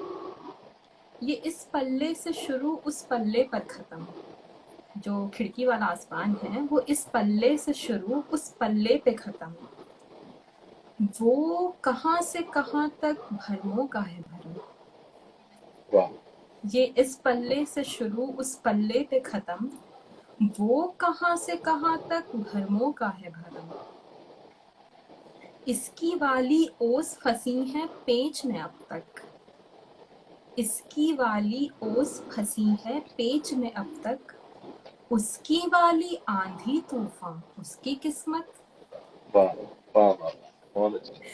इसकी वाली ओस फंसी है पेच में अब तक। उसकी वाली आंधी तूफान उसकी किस्मत। इसमें तारे चार हैं चंदा चटक रहा है। इसमें तारे चार हैं चंदा चटक रहा है। उसके माथे पूरा ये ब्रह्मांड पड़ा है। वाह इसके माथे तारे चार हैं चंदा चटक रहा है। उसके माथे पूरा ये ब्रह्मांड पड़ा है। इसके हिस्से तितली मैना बाग बगीचे। इसके हिस्से तितली मैना बाग बगीचे। उसमें वीरा जैसे कोई धैर्य से सींचे। इसके हिस्से तितली मैना बाग बगीचे। उसमें वीरा जैसे कोई धैर्य से सींचे। इसमें दोपहरी का भभका आग उबाले। इसमें दोपहरी का भभका आग उबाले। उसमें धधके आग के गोले पलने वाले। वाले, वाह। इसमें दोपहरी का भभका आग उबाले। उसमें धधके आग के गोले पलने वाले। ये नारंगी शाम सवेरे रूप निखारे। ये नारंगी शाम सवेरे रूप निखारे। वो चंदना का जलता चोला चलता जा रे। वाह अब यहाँ पे आपको बताएं तो चंदना जॉन एलिया से सुना था मैंने, जो कि अमरोहा के लैंग्वेज में आता है एक शब्द, जिसका कि मतलब होता है शाम का वो अथाह नारंगी से भी गाढ़ा एक रंग नहीं होता है जो फैलता है, डिस्पर्सन ऑफ लाइट की वजह से जो फैलता है। करेक्ट। मैंने लास्ट सेशन में एक पोएम सुनाई थी उसी के लिए। उसको जी उसको गोटनार बोलते हैं एक्चुअली ना। वो हाँ, एक वक्त आता है ऐसा जब नारंगी हो जाता है पूरा जी पूरा जी। पूरा समा। नारंगी भी नहीं, नारंगी तो होता है पहले, वो हल्का होता है, नारंगी एक लाइंस में होता है, उसका कुछ पिंक कुछ ऐसा शेड होता है जिससे आसमान ढक जाए। ये बैंगलोर में आपको दिखेगा, अगर आप कभी बैंगलोर आए तो इसमें आसमान वैसा हो जाता है बिल्कुल, जैसा लगता है कि आसमान का कभी नीला रंग रहा ही नहीं होगा, इस तरह से फैलता है। तो ये कहते हैं कि ये नारंगी जो खिड़की वाला आसमान है वो तो हल्का नारंगी होता है, ये नारंगी शाम सवेरे रूप निखारे, वो चंदना का जलता चोला चलता जा रहा है। वो कहाँ से कहाँ तक चलता जा रहा है, पहाड़ी वाला आसमान जब देखेंगे तो वैसा दिखता है वो। एक अस्तित्व के दो अलग निधान, एक अस्तित्व के दो अलग निधान, खिड़की वाले आसमान से कितना अलग है ना पहाड़ी वाला आसमान। आसमान, beautiful, just like a painting, very very very beautiful, very descriptive and very imaginative, बहुत सुंदर, बहुत खूबसूरत। जी शुक्रिया। मेरा मेरा मन कर गया वो वाला पोएम सुनाने का, मैं आपको सुनाता हूँ। जी। वो भी इसी तर्ज पर है एक्चुअली। जब मैं मुंबई में रहता था तो अक्सर मैं शाम को जो है ऑफिस के बाद 5 बजे के करीब, 5 साढ़े 5 बजे के करीब मैं मरीन ड्राइव, और मरीन ड्राइव पे जाके बैठ जाता था और आसमान को देखता रहता था। और उसी के ऊपर लिखी है वो एक याद मेरे को एक दिन यकायक आ गई और मैंने ये पोएम लिख डाली। हर रोज ठीक शाम बुझने से पहले समंदर और आसमां अपने लिबास बदलने लगते हैं। तब उस एक पल में जैसे दोनों एक हो जाते हैं। ऐसा लगता है जैसे पूरा दिन वो बस इस एक लम्हे के इंतजार में था। आसमां अपना नारंगी रंग लहरों पे वर्क की तरह चढ़ा देता है और समंदर अपने फिरोजी रंग की चादर में सब कुछ समेट लेता है। और फिर बस कुछ ही देर में रात उस चादर पर चमकते चांद और तारों की पढ़ाई कर देती है। हर रोज अच्छा, ठीक हम बुझने से पहले। ये जो कवि जो कल्पना करता है वो उसमें अपने कैसे कैसे ख्वाब बोता रहता है ना, कि क्या पता कभी सच बन के वो गाए हो, कि क्या पता कभी आसमान बादल और सागर जो मिल नहीं सकते हैं मिल जाएं। जी इसलिए बिल्कुल। कहीं ना कहीं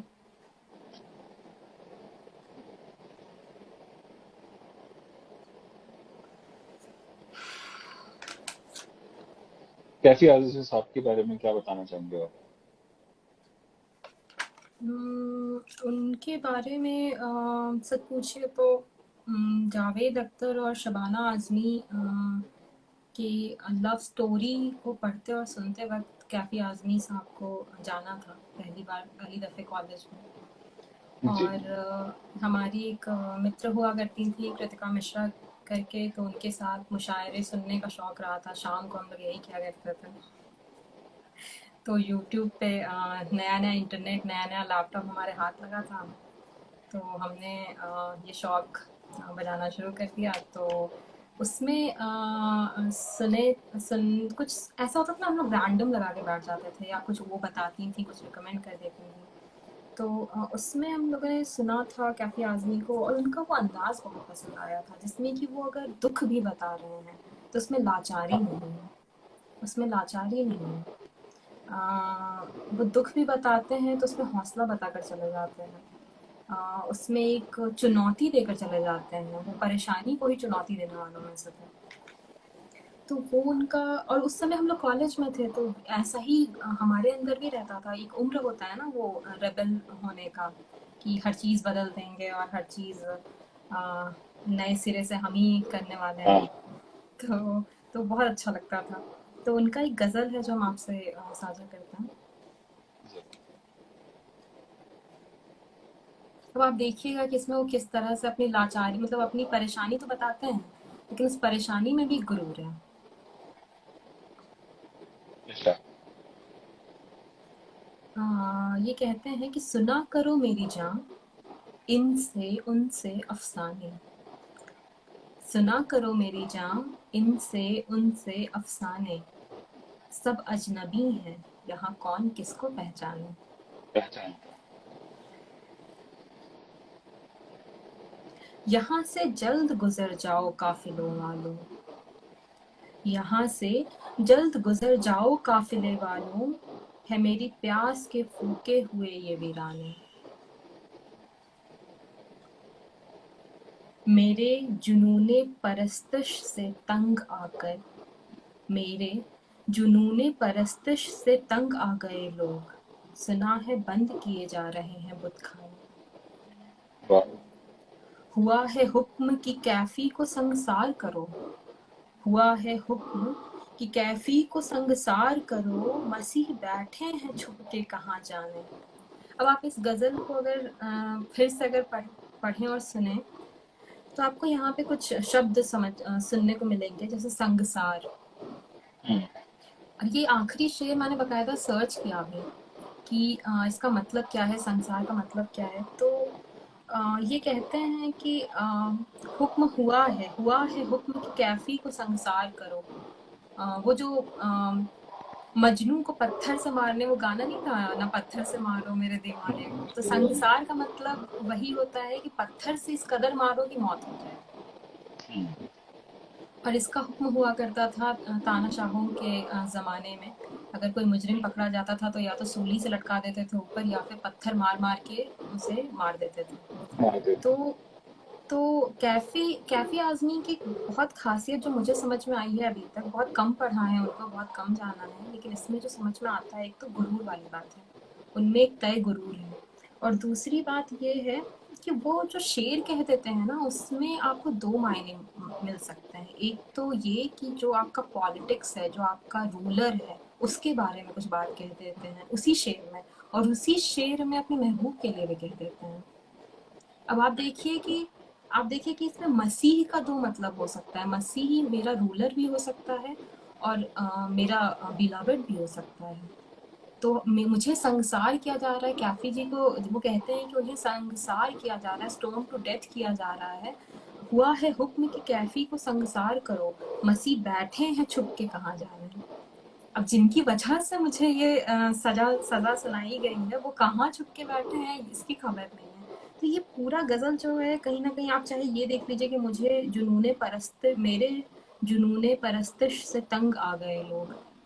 तो अब इसमें कुछ भी मतलब निकाला जा सकता है। जुनून परस्तिश का मतलब हुआ कि जिस तरह से मैं पूजता हूँ, द मैडनेस ऑफ वर्शिप, जिस तरह से मैं पूजता हूँ, इस कदर मैंने पूजा है बुत को भी कि उसकी डर की वजह से बुत खानों को बंद किया जा रहा है।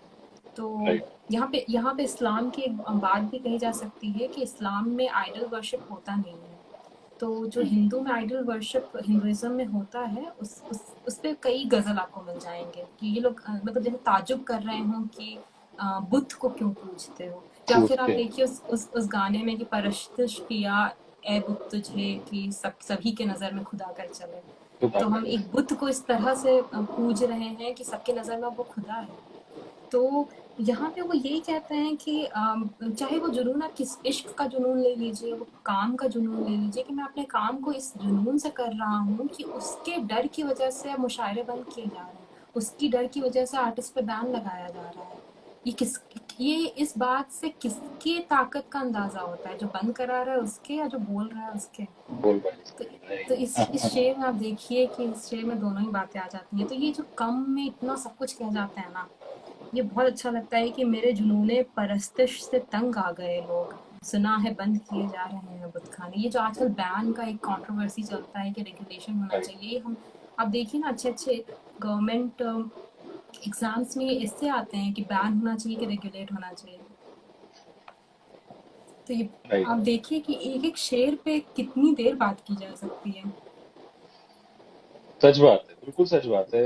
कैफी आज़मी साहब ने इतना कुछ कंट्रीब्यूट किया है लिटरेचर को कि उनके हर एक शेर पर हम लोग जो है घंटों बात कर सकते हैं, उसका एनालिसिस कर सकते हैं। और खुदा की बात चल रही है तो खुदा के लिए भी उन्होंने एक बहुत अच्छी पोएम लिखी है। मैं सुनाता हूँ आपको। जी हाँ। और वहां पर भी वो बुत परस्ती की ही बात की हुई है और पत्थर के खुदा की ही बात हुई है। कितना कंट्रोवर्शियल बात है कि वो बोल रहे हैं कि पत्थर के खुदा वहां भी पाए, पत्थर के खुदा वहां भी पाए, हम चांद से आज लौट आए, दीवारें तो हर तरफ खड़ी हैं, एक बार और ये शेर। अब थोड़ा पत्थर समय के दीजिए, खुदा। कम से कम सुनने वाले बेचारे वो लौट के आए, होश में तो आए दोबारा।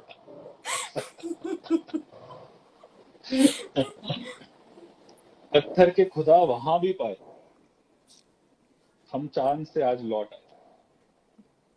अब वो इसमें बुत परस्ती को निगेट भी कर रहे हैं और ये भी बोल रहे हैं कि बुत को पूजने वाले वहां पर भी हैं, पत्थर को पूजने वाले वहां पर भी हैं।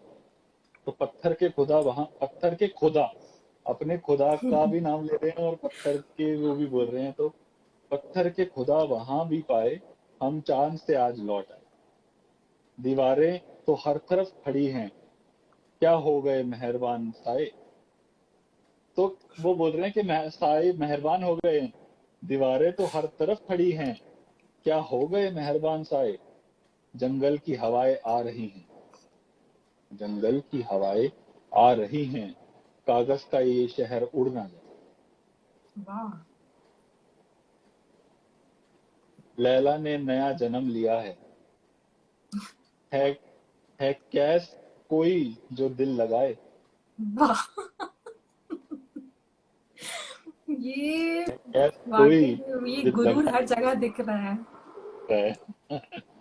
और है आज जमी का गुस्ल सेहत, जिस दिल में हो जितना खून लाए। जमी मतलब आज जमी फट रही है, आज जमी खत्म हो रही है, चकनाचूर हो रही है, छल्ली हो रही है, जिस दिल में हो जितना खून लाए। और सहरा सहरा लहू के खेमे, फिर प्यासे लबे फुरात आए। इसका क्या मतलब हुआ ये जरा, ये, आखिरी शेर। सहरा सहरा लहू के खेमे, मतलब हर जैसे दंगे होते हैं हर सहरा में। अब दिन में दंगे नहीं होते, जब रात अंधेरे जब में जब पहचान, अंधेरे में हाँ। जो होते थे। फिर प्यासे लबे फुरात आए, मतलब फिर जो उनके प्यासे हैं और वो लोग हैं वो अच्छा अच्छा आए। वो, जी जी। तो उन्होंने दोनों चीजें बोल दी कि इश्क भी बोल दिया और हाँ अपने ये, सबको को भी। या देखिए कि वो खुदा किसको कह रहे हैं समझ ही नहीं आता। वो खुदा खुदा सच को बात कह है, रहे हैं कि वो रूलर को कह रहे हैं कि वो रूलर को बिलवेड कह को रहे कह हैं। रहे हैं, पता ही नहीं उन्होंने चलता। पोयम एक पोयम लिखी, वो मैं जरूर आपको सुनाना चाहूंगा। आपने सुनी होगी, अगर आप उनके मुशायरे सुनते हैं तो। उन्होंने ये पोयम सुनाई, बहुत कंट्रोवर्शियल पोयम रही लेकिन बहुत डीप पोयम है। No offence to any community, any religion, अभी सुनने वालों को भी, लेकिन कितनी गहरी बात बोली है उन्होंने। हालांकि वो एक ऐसे इंसान है जिन्होंने मतलब पूरे जोश से इंडिपेंडेंस में अपनी कंट्रीब्यूशन दी है, फ्रीडम फाइटिंग में। तो वो इस देश को खड़ा करने वाले में से एक थे। लेकिन फिर भी वो ये बात बोल रहे हैं, आप सुनिए। जी। इसका उन्वान है दूसरा बनवास। दूसरा बनवास मतलब एक बनवास पे तो राम गए थे, और एक दूसरा बनवास जो है वो ये है। वो क्या है? राम वनवास से जब लौट के घर में आए, याद जंगल बहुत आया जो नगर में आए। राम वनवास से जब लौट के घर में आए, याद जंगल बहुत आया जो नगर में आए। रक्त से दीवानगी आंगन में जो देखा होगा, 6 दिसंबर को श्री राम ने सोचा होगा, इतने दीवाने कहाँ से मेरे घर में आए। जगमगाते थे जहां राम के कदमों के निशान, जगमगाते थे जहां राम के कदमों के निशान। प्यार की कहाकशां लेती थी अंगड़ाई जहां, मोड़ नफरत के उसी राह गुजर में आए। धर्म क्या उनका था, क्या जात थी, ये जानता कौन। घर ना जलता तो उन्हें रात में पहचानता कौन। धर्म क्या उनका था, क्या जात थी, ये जानता कौन। घर ना जलता तो उन्हें रात में पहचानता कौन। घर जलाने को मेरा लोग जो घर में आए, शाकाहारी थे मेरे दोस्त तुम्हारे खंजर। शाकाहारी थे मेरे दोस्त तुम्हारे खंजर, तुमने बाबर की तरफ फेंके थे सारे पत्थर। है मेरे सर की खता, जख्म जो सर में आए। है मेरे सर की खता, बिल्कुल। जख्म जो सर में आए, जो जख्म जो सर में आए। पाँव सरजू में अभी राम ने धोए भी न थे। पाँव सरजू में राम ने अभी धोए भी न थे, कि नजर आए वहां खून के गहरे धब्बे। पाँव धोए बिना सरजू के किनारे से उठे, राम ये कहते हुए अपने द्वारे से उठे। राजधानी की फजा आई नहीं रास मुझे, 6 दिसंबर को मिला दूसरा बनवास मुझे। बहुत अफसोसजनक है रहा है ये सब कुछ। और जिस तरह से, जिस सटायर से, जिस विट से वो इस बात को कह जाता है, इसमें उनका इंटेलिजेंस एक्चुअली, वो प्रखर दिमाग जिसको कहते हैं, वो दिखाई देता है कि आ, कह भी रहे हैं, कोस भी नहीं रहे और बुरा भी लग रहा है सुनकर। गलती का एहसास भी हो रहा है जी।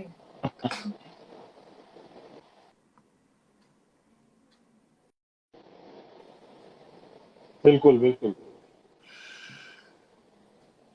इसी तरह की बहुत से शेर हैं उनके, जिसमें बहुत सटायर है। बहुत सिंपल लैंग्वेज में उन्होंने बहुत कुछ कहा है, बहुत लेयर्ड पोइट्री है उनकी। उसी तरीके का एक शेर मुझे उनका और याद आ रहा है, जिसका उन्वान है एक लम्हा। जिंदगी नाम है कुछ लम्हों का, और उनमें भी वही एक लम्हा, जिसमें दो बोलती आंखें चाय की प्याली से जब उठी। जिनमें दो बोलती आंखें चाय की प्याली से जब उठी, तो दिल में डूबी, डूब के दिल में कहीं। आज तुम कुछ ना कहो, आज मैं कुछ ना कहूँ। आज तुम कुछ ना कहो, आज मैं कुछ ना कहूँ। बस यूं ही बैठे रहो, हाथ में हाथ लिए, गम की सौगात लिए, गर्मी जज्बात लिए। कौन जाने कि उसी लम्हे में दूर पर्वत पे कहीं बर्फ पिघलने ही लगे। Simple, crisp, to the point and beautiful. ये कुछ कुछ होप, कुछ उम्मीदें ऐसी होती हैं कि उसमें दुख होता है।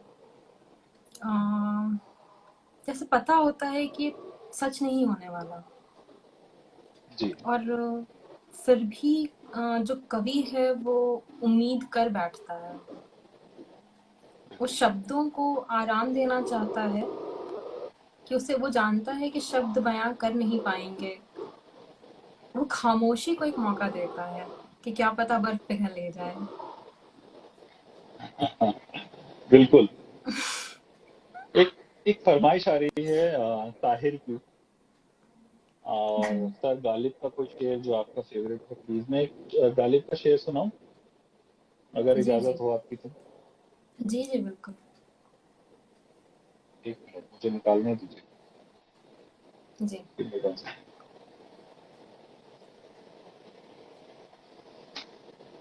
हालांकि गालिब को पढ़ना ही अपने आप में एक कला है। गालिब भारी काम उठा लिया आज हम लोगों ने। बहुत कैफे भारी काम आजमी, उठा लिया, खाली कैफे आज उठा लिया। हाँ, निभाते नहीं निभते हैं लोग।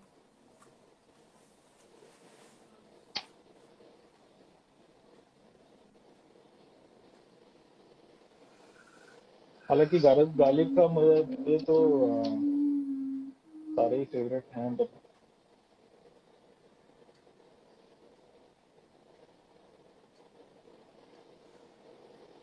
चलिए 2 लाइन साझा कर देते हैं इन बड़ी हस्तियों के नाम पे, तब तक आप ढूंढ लें। जरूर जरूर इरशाद। कहते हैं कि मुकम्मल हो कि ना हो जिंदगी ये किससे पूछें हम। मुकम्मल हो कि ना हो जिंदगी ये किससे पूछें हम। दीवानी हसरतों से लैस हैं अंदाज अपना है। वाह वाह वाह वाह, क्या कहने, क्या कहने साहब, वाह, बहुत अच्छा, बहुत अच्छा। तो ये उन सभी के नाम, उन बड़ी हस्तियों के नाम, ऑडियंस में जो लोग हैं उनके नाम, जिन्हें भी अपने अंदाज पे यकीन है, गुरूर है और उन्हें ना भी समझा जा रहा हो, वो चलते रहें, उनका अंदाज अपना है।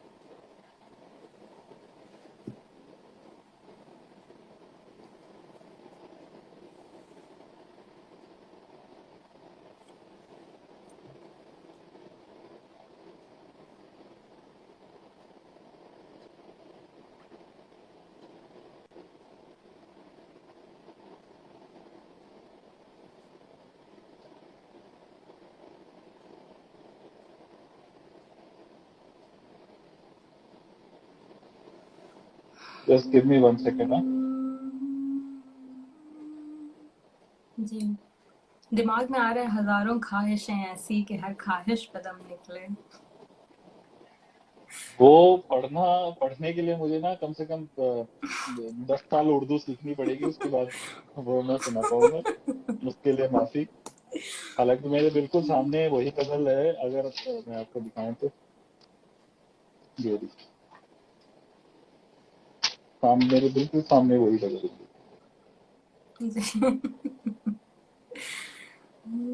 बहुत निकले मेरे अरमान, लेकिन ये फिर भी मैं कम।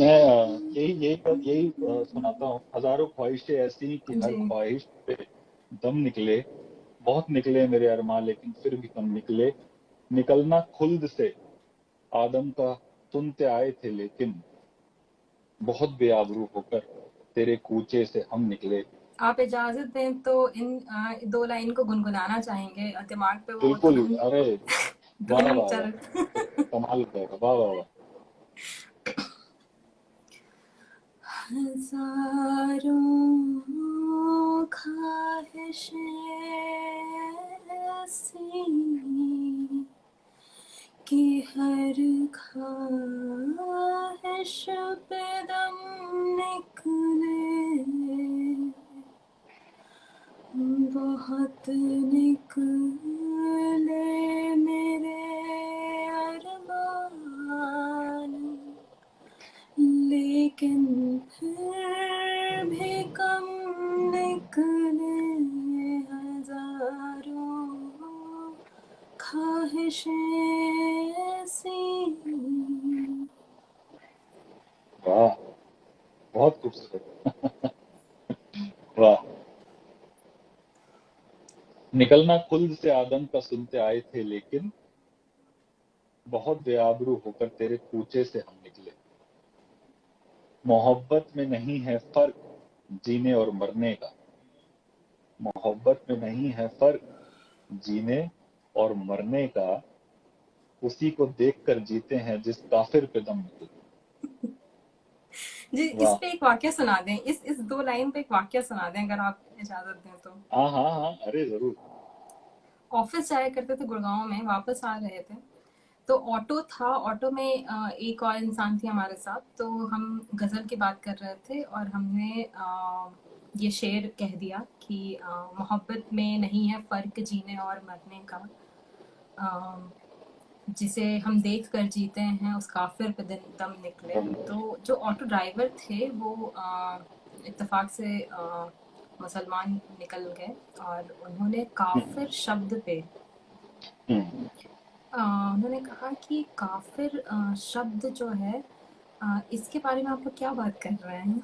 उनका ध्यान मतलब उस काफिर शब्द पे चला गया और उस दिन रियलाइज़ हुआ था कि जो शायर थे उस ज़माने के भी, उन्होंने कितना रिस्क लिया है। अपनी गज़लों को उन्होंने ऐसे ही नहीं कहा है। आप समझिए कि गालिब ने भी जब काफ़िर शब्द, काफ़िर लफ्ज़ को का इस्तेमाल किया होगा, वो आसान नहीं रहा होगा उनके लिए, क्योंकि काफ़िर यहाँ पे वो डिसबिलीवर आ जाता है, वो इंसान जो कि बिलीव नहीं करता है ऑलमाइटी में या अल्लाह में। तो तो ये बात है कि वो कैसे अपने बिलवेड को काफिर कह रहे हैं कि जिसका विश्वास नहीं है अभी मेरे प्यार में, मेरे इश्क में अभी जिसका विश्वास बना नहीं है, लेकिन मुझे यकीन है कि कभी ना कभी बनेगा और दोनों पे ही मौत और जिंदगी अटकी हुई है। तो ये लोग किस तरह से पिरोते थे गज़लों को, बिल्कुल अभी नामुमकिन लगता है इस तरह के शायर मिलने। बिल्कुल सच बात है, बिल्कुल सच बात है। जी।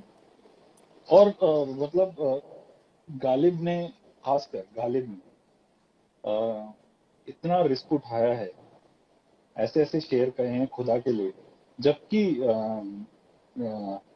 5 वक्त के नमाजी थे और इतना मानते थे अल्लाह को और खुदा को, लेकिन फिर भी ऐसे ऐसे शेर लिखे हैं उन्होंने, क्योंकि उस वो एक दौर ऐसा था, क्योंकि गालिब ने बहुत लंबा समय बिताया है अपनी जिंदगी का, और उन्होंने वो सारे दौर देखे हैं।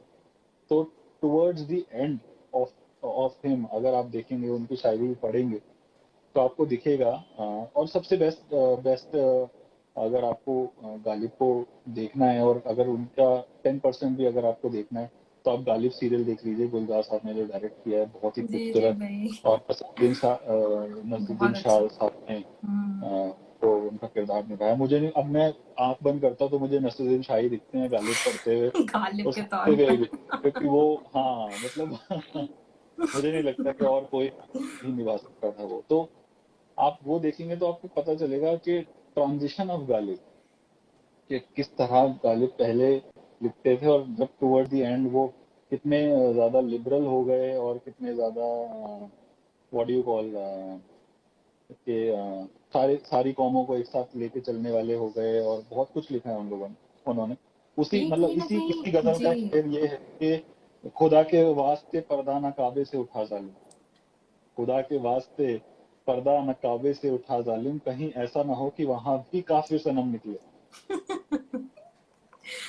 एंड ये सिर्फ कहने वाली बात नहीं है, ये उस टाइम पे एलिगेशंस थी कि वहां पर जो है शिवालय है काबा में, और अच्छा। आप समझ रहे हैं, वो आज तक जी, भी जो जी, है जी। वो एक स्पेकुलेशन चलती रहती हैं, लोग अफवाह उड़ाने वाले, रूमर्स उड़ाने वाले। तो जी। उन्होंने उस बात को वो करते हैं कि भाई खुदा के वास्ते पर्दा ना काबे से उठा जालिम, कहीं ऐसा ना हो कि वहां भी काफिर सनम निकले।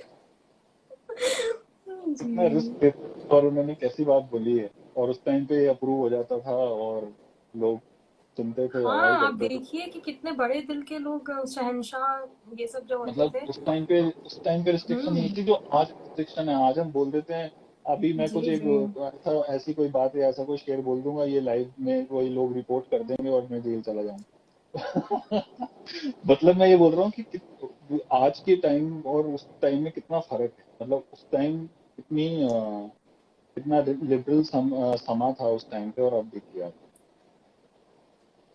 खैर, गालिब गालिब भी अपने आप में मुझे लगता है कि गालिब का भी एक एपिसोड करेंगे, थोड़ी सी उर्दू सीख कर आएंगे उसके बाद फिर। मुश्किल उसके बाद लगता है।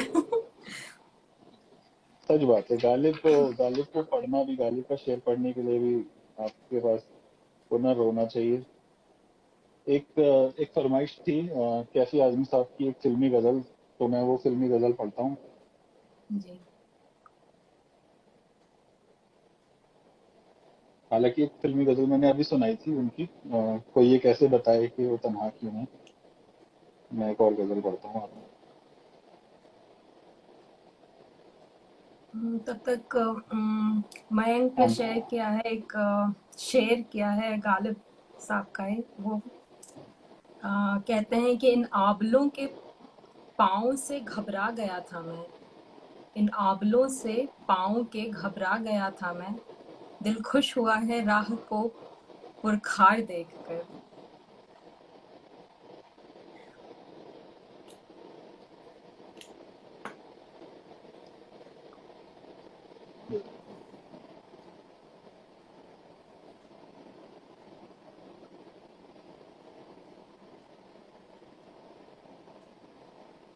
इसी एक जो उन्होंने अर्थ फिल्म की जो गजल्स लिखी हैं, वो कमाल की गजल हैं, सारी गजल अच्छी हैं। तुम इतना जो मुस्कुरा रहे हो, कोई ये कैसे बताए, जी, झुकी झुकी सी नजर बेकरार है कि नहीं, ये बहुत। सुनाना चाहूंगा। झुकी झुकी सी नजर, झुकी झुकी सी जी, नजर बेकरार है कि नहीं, दवा दवा से सही दिल में प्यार है कि नहीं, तू अपने दिल की जवां धड़कनों को गिन के बता, चैलेंज कर रहे हैं।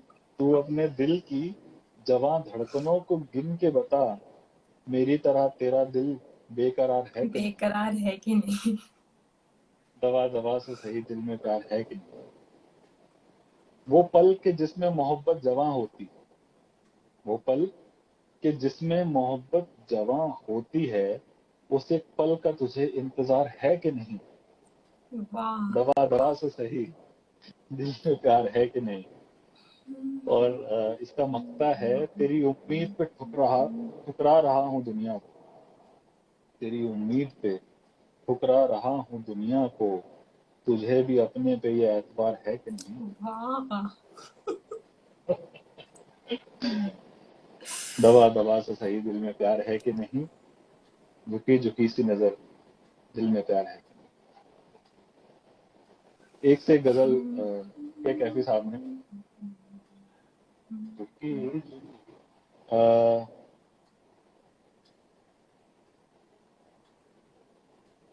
एक एक और बहुत अच्छा उन्होंने शेर सुनाया। हाँ, एक शेर, ये शेर सुनिए, कमाल शेर है।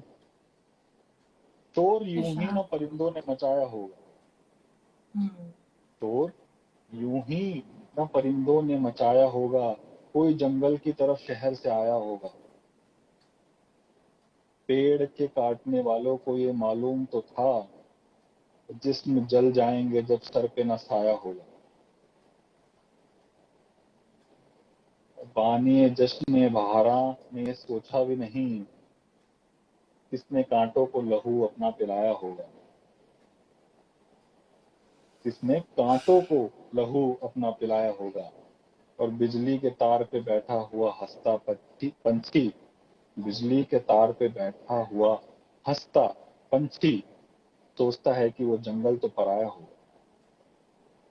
वाह। आप सोचिए, माइग्रेटरी बर्ड्स हैं, जंगल कट रहे हैं, जंगलों से वो बाहर आकर बिजली के तारों पे बैठी हैं, और वो तारों पे बैठा हुआ पंछी हंस रहा है और क्या बोल रहा है कि सोच रहा है कि बिजली के तार पे बैठा हुआ हंसता पंछी सोचता है कि वो जंगल तो पराया होगा। अपने जंगल से जो घबरा जी के जी। उड़े थे प्यासे, अपने जंगल से जो घबरा के उड़े थे प्यासे, हर शराब उनको समुंदर नजर आया होगा। वाह।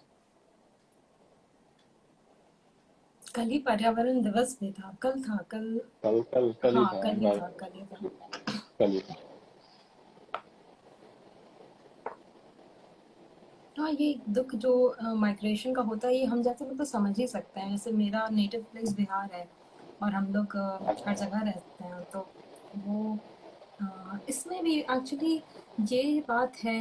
नज्म में मुझे दिख रहा है कि एक तरह से नहीं, ये जैसा ऐसा लगता है कि मल्टी डायमेंशनल, वो जो स्पाइडर का वेब होता है ना, वो हाँ, एक जगह से शुरू तो हो रहा है, कि वो लीनियर नहीं जा रहा है, वो कई जगहों को साथ में लेकर चल रहा है। तो बिल्कुल ये सही कहा। माइग्रेशन भी दिखता है, पर्यावरण भी दिखता है इसमें, और राइट, एक सेपरेशन डिफॉरेस्टेशन भी दिखता है। है, सेपरेशन भी दिखता है, जी लॉन्गिंग भी दिखती जी, है। लॉन्गिंग भी दिखती है।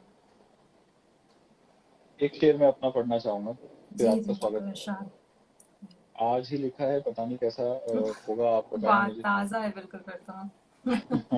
बिल्कुल ताजा है, आप ही को सुना रहा हूँ सबसे पहली बार। मेरे दीवान ने भी दिन की रोशनी तो देखी होती, दीवान मतलब बुक। हाँ। मेरे दीवान ने भी दिन की रोशनी तो देखी होती, मेरे जनाजे पे सबने मेरी तौफीक तो देखी होती। तौफीक तौफीक का क्या मतलब मतलब? मेरी समझ, ओ मेरी हो। इंटेलिजेंस। मेरे हम्म। दीवान ने भी दिन की रोशनी तो देखी होती, मेरे जनाजे पे सबने मेरी तौफीक तो देखी होती। रहा बोलता उम्र भर अपने हालात का झूठ तुमसे, रहा बोलता उम्र भर अपने हालात का झूठ तुमसे, बंद होने से पहले तुमने मेरी आंख तो देखी होती। वाह। और मेरे चेहरे के सुकून को गलत समझ लिया तुमने, मेरे चेहरे के सुकून को गलत समझ लिया तुमने, मेज पर बिखरे कागज टूटी कलम तो देखी होती। वाह, एक बार फिर से पढ़ दीजिएगा इसको। पूरे को, आखिरी शेर को एक बार फिर से पढ़ दीजिएगा। मेरे मेरे चेहरे के सुकून को गलत समझ लिया तुमने। जब जब जब मैं मर गया हूँ, जब मैं सो गया हूँ, तो मेरे चेहरे पे एक सुकून, मेरे चेहरे के सुकून को गलत समझ लिया तुमने। मेज पर बिखरे कागज और टूटी कलम तो देखी होती। वाह वाह वाह, बहुत अच्छा है ये। मुझे लगता है कि अभी तक हम लोग 3 बार बातचीत कर चुके हैं लाइव में। ये मुझे सबसे सबसे पसंदीदा हो गया है ये नज़्म आपका। Thank you. बहुत अच्छा है। और ये आफ्टर लाइफ एक हसरत है मेरी कि पढ़कर मेरा कलाम किसी महफिल में, पढ़कर हम्म। मेरा जी। कलाम महफिल किसी में महफिल में। मुझे जिंदा कर देना। वाह और वाह फिर और फिर कहकर उसे गुमनाम, और फिर कहकर उसे गुमनाम मुझे फिर दफन कर देना। वाह, क्या बात है। पढ़कर मेरा कलाम किसी महफिल में मुझे जिंदा कर देना, और फिर कहकर उसे गुमनाम मुझे दफन कर देना। और मेरे मेरे सच से वाकिफ है दुनिया सारी, मेरे सच से वाकिफ है दुनिया सारी, मेरे झूठ का ऐलान करके फिर से गुनहगार कर देना। क्या बात है। ये जो आपका सेकंड लास्ट शेर है, बहुत अच्छा लगा। ये एक बार फिर से आप पढ़ दीजिएगा।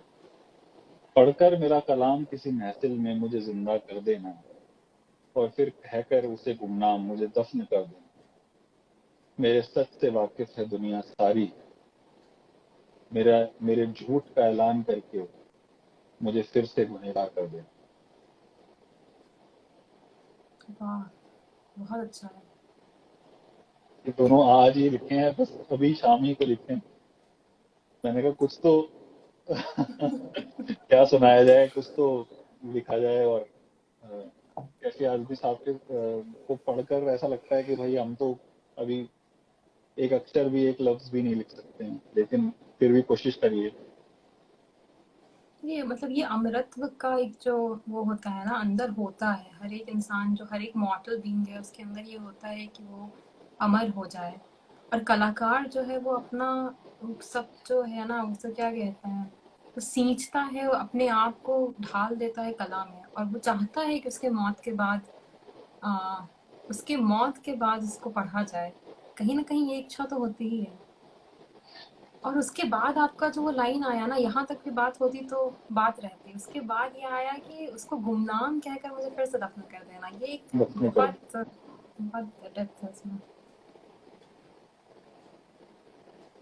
मुझे ऐसा लगता है कि किसी भी राइटर के लिए, किसी भी पोइट के लिए ना, उसका बिगेस्ट नाइटमेयर ये है कि लोग उसे भूल ना जाए। मेरा बिगेस्ट फियर है।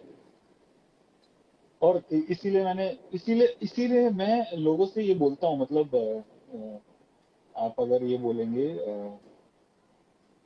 कि मैंने अपनी बहुत सारी पोएट्री में ये बात बोली है कि मुझे मतलब मेरे मेरे मेरे साथ मेरी चीजों को भी दफन कर देना अगर मुझे भूल जाना है तो। मुझे भस्म करने से पहले हो सके तो मुझे माफ करना, मेरे वजूद के हर जर्रे को अपने दिल से साफ करना, मेरे जिस्म को आग मत देना, पहले मेरे अशार राख करना, अच्छा। और मेरे बाद मुझे याद मत रखना, भूल जाना मेरी शायरी को, अगर मिल जाए कहीं छुपी हुई तो खाक कर देना मेरी डायरी। वाह। मुझे भस्म करने से पहले हो सके तो मुझे माफ करना। This is my biggest fear, that लोग मुझे भूल जाएंगे। मतलब लेकिन आपको सच बताएं तो जो डर वाली बात है ना, कि वो ये रहेगी कि लोग आपको डिफाइन कर देंगे अपने हिसाब से, जैसे बड़ी बड़ी हस्तियों को कर दिया जाता है, फोटो चिपका कर और बात अपनी लिख दी जाती है। वो मुझे उससे डर लगता है। मुझे सबसे ज्यादा डर लगता है इतने वाहियात, भगवान माफ करे, इतने वाहियात शेर लिखते हैं और गुलजार साहब की नहीं फोटो लगा वो देते हैं। नहीं, वो उन्होंने चलिए लिखा वो गुलजार ठीक। साहब की फोटो, फोटो लगा देते हैं। वो ठीक है, वो फिर भी ठीक है। बात यहाँ पे ये होती है ना कि वो कहते हैं कि इन्होंने ही कहा है, वो हाँ, डिफाइन कर देते हैं। मुझे वही उसी बात से गुस्सा है कि जॉन एलिया का नाम लिख दिया, जॉन एलिया लिख दिया, और अलग ही कोई पोइट्री चल रही है। अब ये देखिए कैसा होता है कि जैसे भगत सिंह का पगड़ी का कलर बदल जाता है हर एक पार्टी के साथ, हाँ ठीक है, हाँ हाँ और वो कह देते हैं कि इन्होंने ही ऐसा कहा है। आप समझिए, तो मुझे इस बात से डर लगता है कि अगर ऐसा हो कि आप थोड़े से भी प्रचलित हो गए और उसके बाद आपके मुंह से बुलवाया जाए आपके जाने के बाद, वो सच बात है। बातें जो आप जिसके आप खिलाफ थे, सोचिए इससे ज्यादा खिलाफ, दुर्गति क्या हो सकता है। बिल्कुल बिल्कुल बिल्कुल। 8:40 हो गए हैं। जी जी, काफी आज ज्यादा ही। बीत गया है। एक शेर सुनाऊंगा कैफी आजमी साहब का, और उसके बाद इसको अल्प विराम देंगे। आप कुछ अपना अगर कुछ कलाम सुनाना चाहें तो आपका स्वागत है। जी 4-5 लाइन है, अगर आप कहें तो। जरूर जरूर, इरशाद इरशाद इरशाद। अ, ये इस तर्ज पे है कि कहते हैं कि जिन चरागों को हवाओं से डर नहीं लगता, उन चरागों को हवाओं से बचाना चाहिए। ये किन शायर साहब का है ये अभी याद नहीं आ रहा, पर ये शेर याद आ रहा है।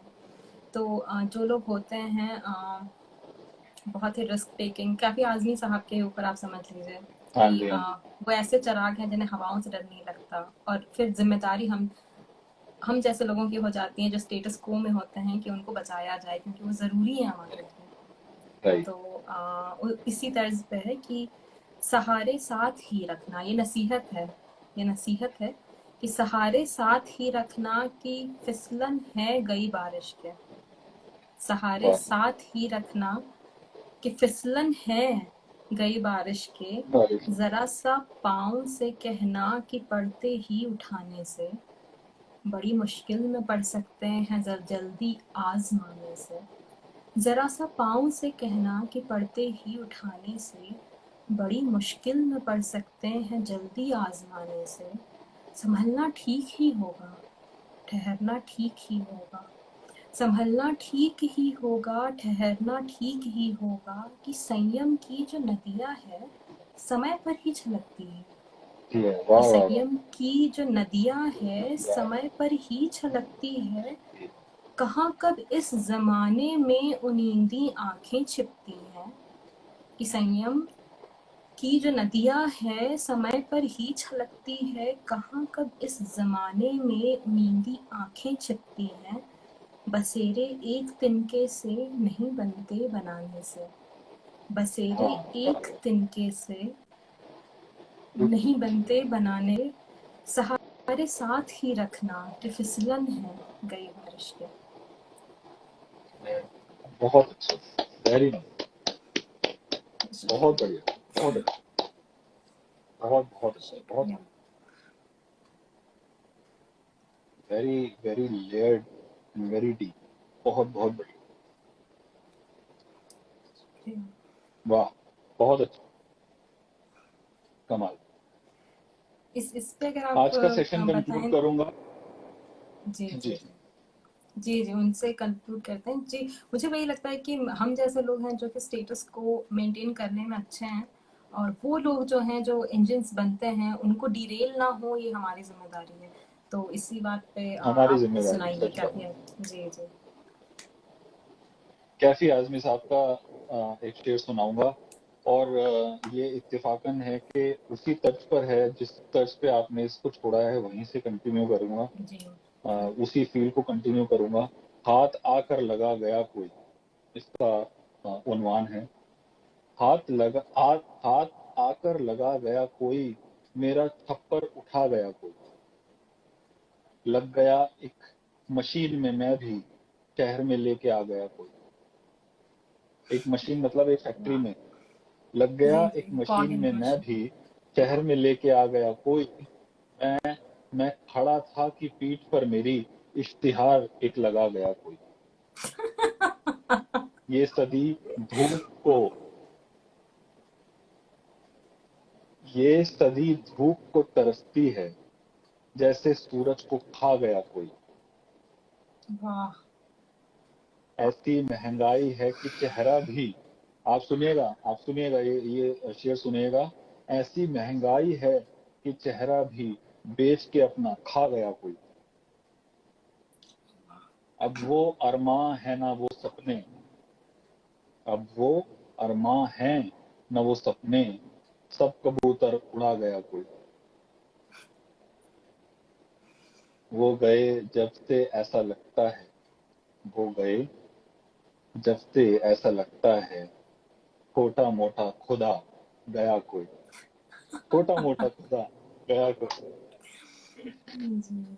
और मेरा बचपन भी साथ ले आया, मेरा बचपन भी साथ ले आया, गांव से जब भी आ गया कोई। वाह वाह, अच्छा। तो ये थे जनाब हजरत कैफी आजमी साहब, जिनको आज सिर्फ पढ़ने मात्र से हमने बहुत कुछ सीखा है। और it was a very very, क्या बोलूं मैं, I am out of words, very mesmerising and very learning session. बहुत मजा आया। और बहुत मजा आया आपसे बात करके, कैफी आजमी साहब को डिस्कस करके, उनकी पोएम्स को डिस्कस करके। और जी बिल्कुल। आशा करता आप हूँ एक जो लोग टाइम मशीन में बने लेकर हुए चले हैं गए, घूम आए सब वहाँ पे। जी बिल्कुल बिल्कुल, मुझे लगता है कि बहुत ज़रूरी है हमें इन बुजुर्गों को याद रखना, और इन जी लोगों के बारे में बात करना, इनकी पोइट्री के बारे में बात करना, उसका विश्लेषण करना। क्योंकि तभी शायद उनका जो गोल था, ऑब्जेक्टिव था, वो पूरा होता है और लिखने का। शायद अफसोस करना कि जो वो परेशानी बता के गए अब तक भी उसमें कोई अब तक भी वो काम बदलाव नहीं नहीं हुआ। हो नहीं आ पाया। आज भी हम उन्हीं सब बातों से, उन्हीं सब जूझ रहे चीज़ों हैं। से जूझ रहे हैं, और कुछ नहीं कर पाए हैं। आशा करता हूँ कि इसी से हमारे को इंस्पिरेशन मिलेगी और लिखने की, अ, मुद्दों पे जिन पे कोई बात करना नहीं चाहता, उन मुद्दों पर जो आज भी बंद बक्सों में कैद हैं, उन बक्सों को खोलते हैं और उन पे लिखने की कोशिश करते हैं एज अ राइटर। और हमारी बहुत अच्छी ऑडियंस मिली है जो हमारे साथ बनी हुई रही, और बहुत अच्छी उन्होंने हम लोगों को ब्लेसिंग्स दे रहे हैं। तहे नीरज दिल से जी जो शुक्रिया। हैं, वो मेरे बड़े भाई हैं, अच्छा अच्छा। और बहुत सपोर्टिंग उनको है, बहुत नमस्कार। बहुत बहुत सपोर्ट करते हैं, आर्ट लवर हैं। And he saying keep up the good work, waiting for what next. जी सभी के बहुत मेरे अच्छे माता कमेंट। पिता भी हैं, वो लोग को भी। नमस्कार। जी। मुझे लगता है कि इन इन सपोर्ट पिलर्स के बिना हम लोग कुछ भी नहीं है। और अगर हो हमें भी जाए तो उसका मजा नहीं है। उसका मजा नहीं, सच बात, सच बात। तो हिम्मत मिलती है जब कोई साथ खड़ा होता है, जब कोई पीछे खड़ा होता है, बोलते हैं कि तुम करो और हम साथ हैं तुम्हारे, हम सपोर्ट करते हैं, है ना। अगर वो सिर्फ बोल भर भी देना, तब भी बहुत बड़ा हौसला जी मिल जाता है, तब बहुत भी असर लगता है कि पड़ता है। हम अंदर पार कर सकते हैं। तो थैंक यू सबका, बहुत बहुत धन्यवाद। सब आप सब ने बहुत सपोर्ट किया, बहुत पेशेंटली सुना, बहुत अच्छे अच्छे कमेंट्स हमें दिए। आप सबका बहुत बहुत धन्यवाद तहे दिल से। कोशिश करेंगे कि अगली बार अ, और अच्छा करें। और मुझे लगता है कि ये पोइट स्पेशल करना भी एक अच्छा आइडिया है। इससे हमें हमारी खुद की पोइट्री भी रिफाइन होती है, और मुझे लगता है इंटरेस्टिंग भी हो जाता है सेशन। तो जी will keep on doing this. जी जी बिल्कुल। Thank you so much Soumya. Thank you It's Alok आपको always भी। a delight talking to you, discussing poetry with you, listening to you. God bless you. Same. Keep writing ji and keep sharing your poetry with all of us. जी, बहुत सीखने को मिलता है आपसे भी, और ये इस बात पे एक विश्वास फिर से होता है कि जो इंसान जितना आगे पहुंचता है उतना ही विनम्र होता जाता है। तो ये अच्छा लगता है देखकर, सीखने का एक Thank you. इंस्पिरेशन भी है। बिल्कुल।